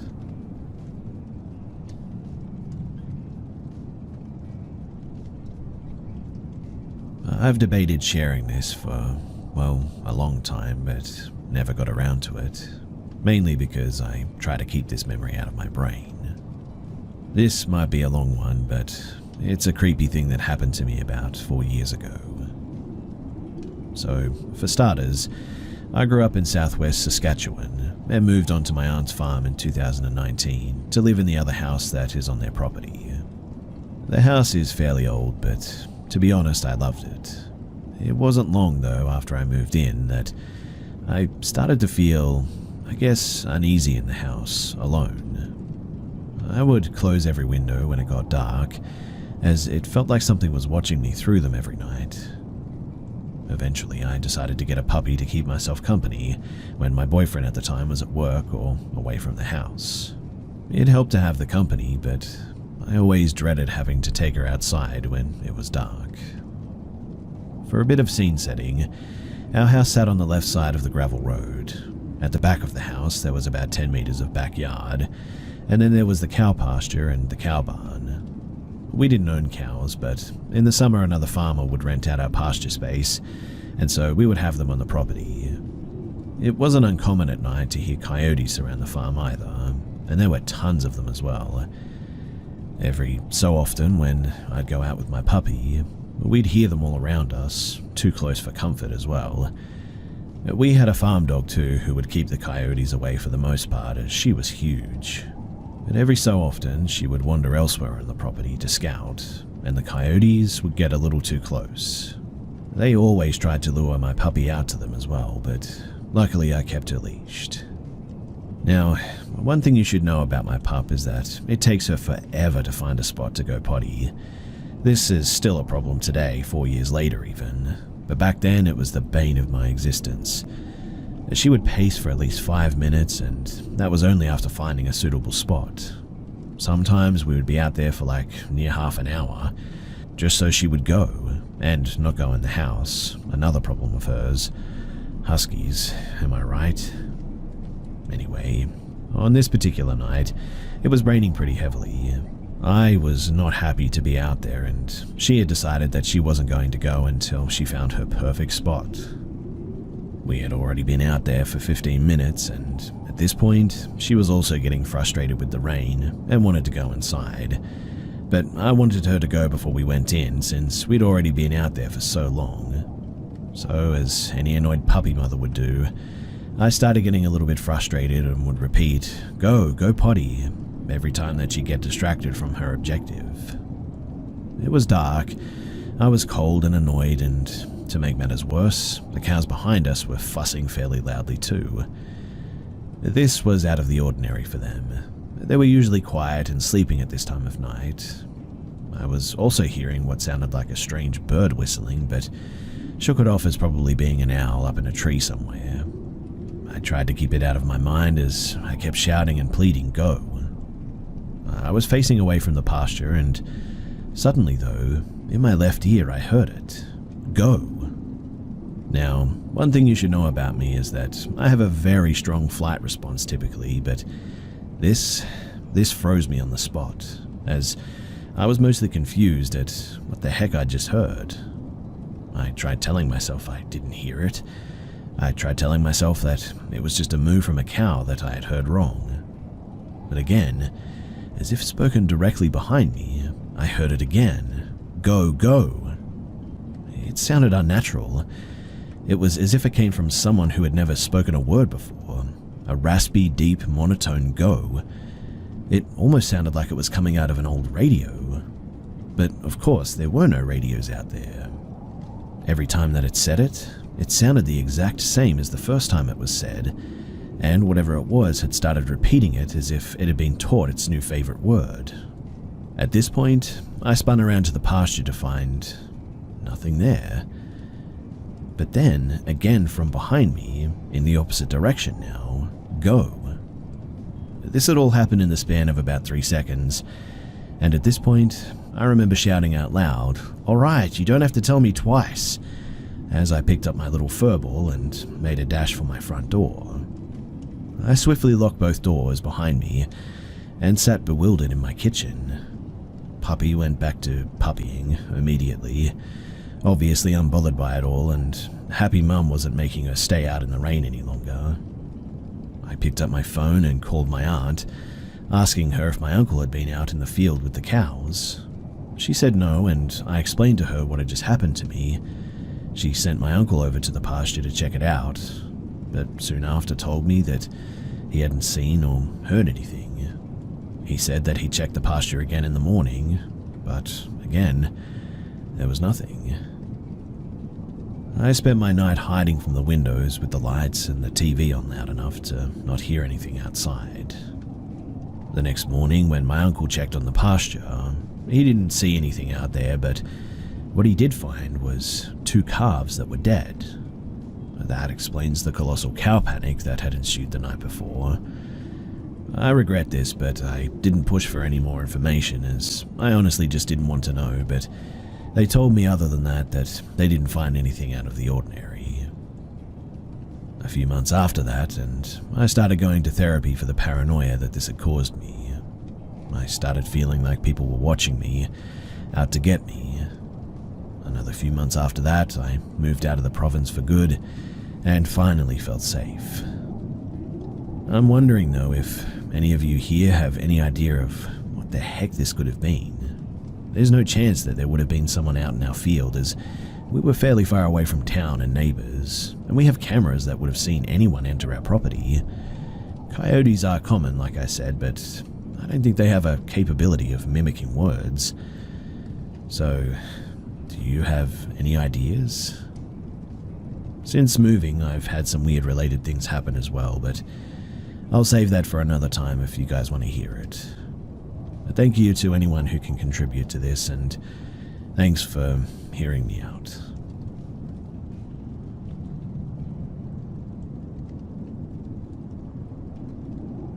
To give some context, I used to be a 911 dispatcher for a small city. We dispatched all law, fire, EMS for the entire county, and within this county were multiple law agencies. I had been there for about 3 months or so when I met him. His name was Jake. Jake had recently transferred from a big department in California and landed himself randomly at our department. It didn't make much sense as to why he left California in the first place, but he always insisted that it was just time for him to move out to a smaller, less dangerous department.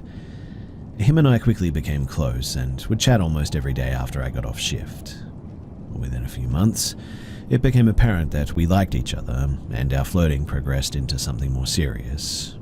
Fast forward a few months later, and it turns out that he was doing some inappropriate things to photos or videos of me whilst he was actively on duty.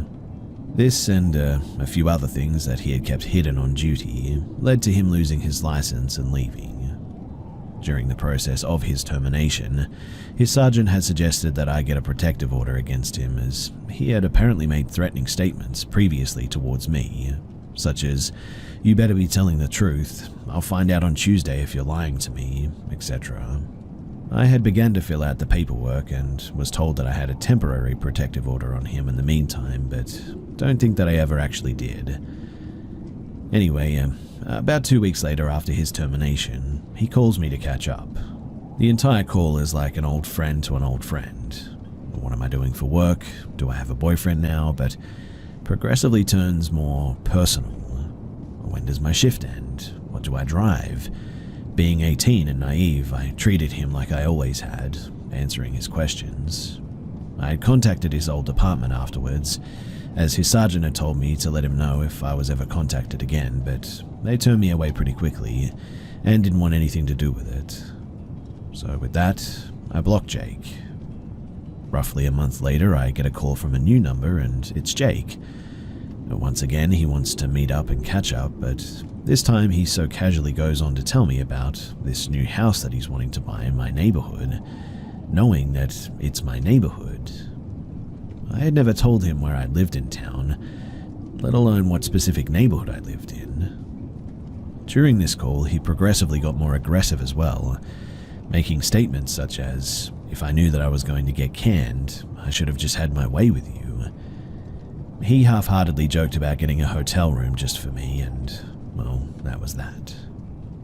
A few days later, he FaceTimed me and once again came off as simply wanting to catch up as he was sick. Midway through our seemingly normal conversation, he makes it apparent that he's been touching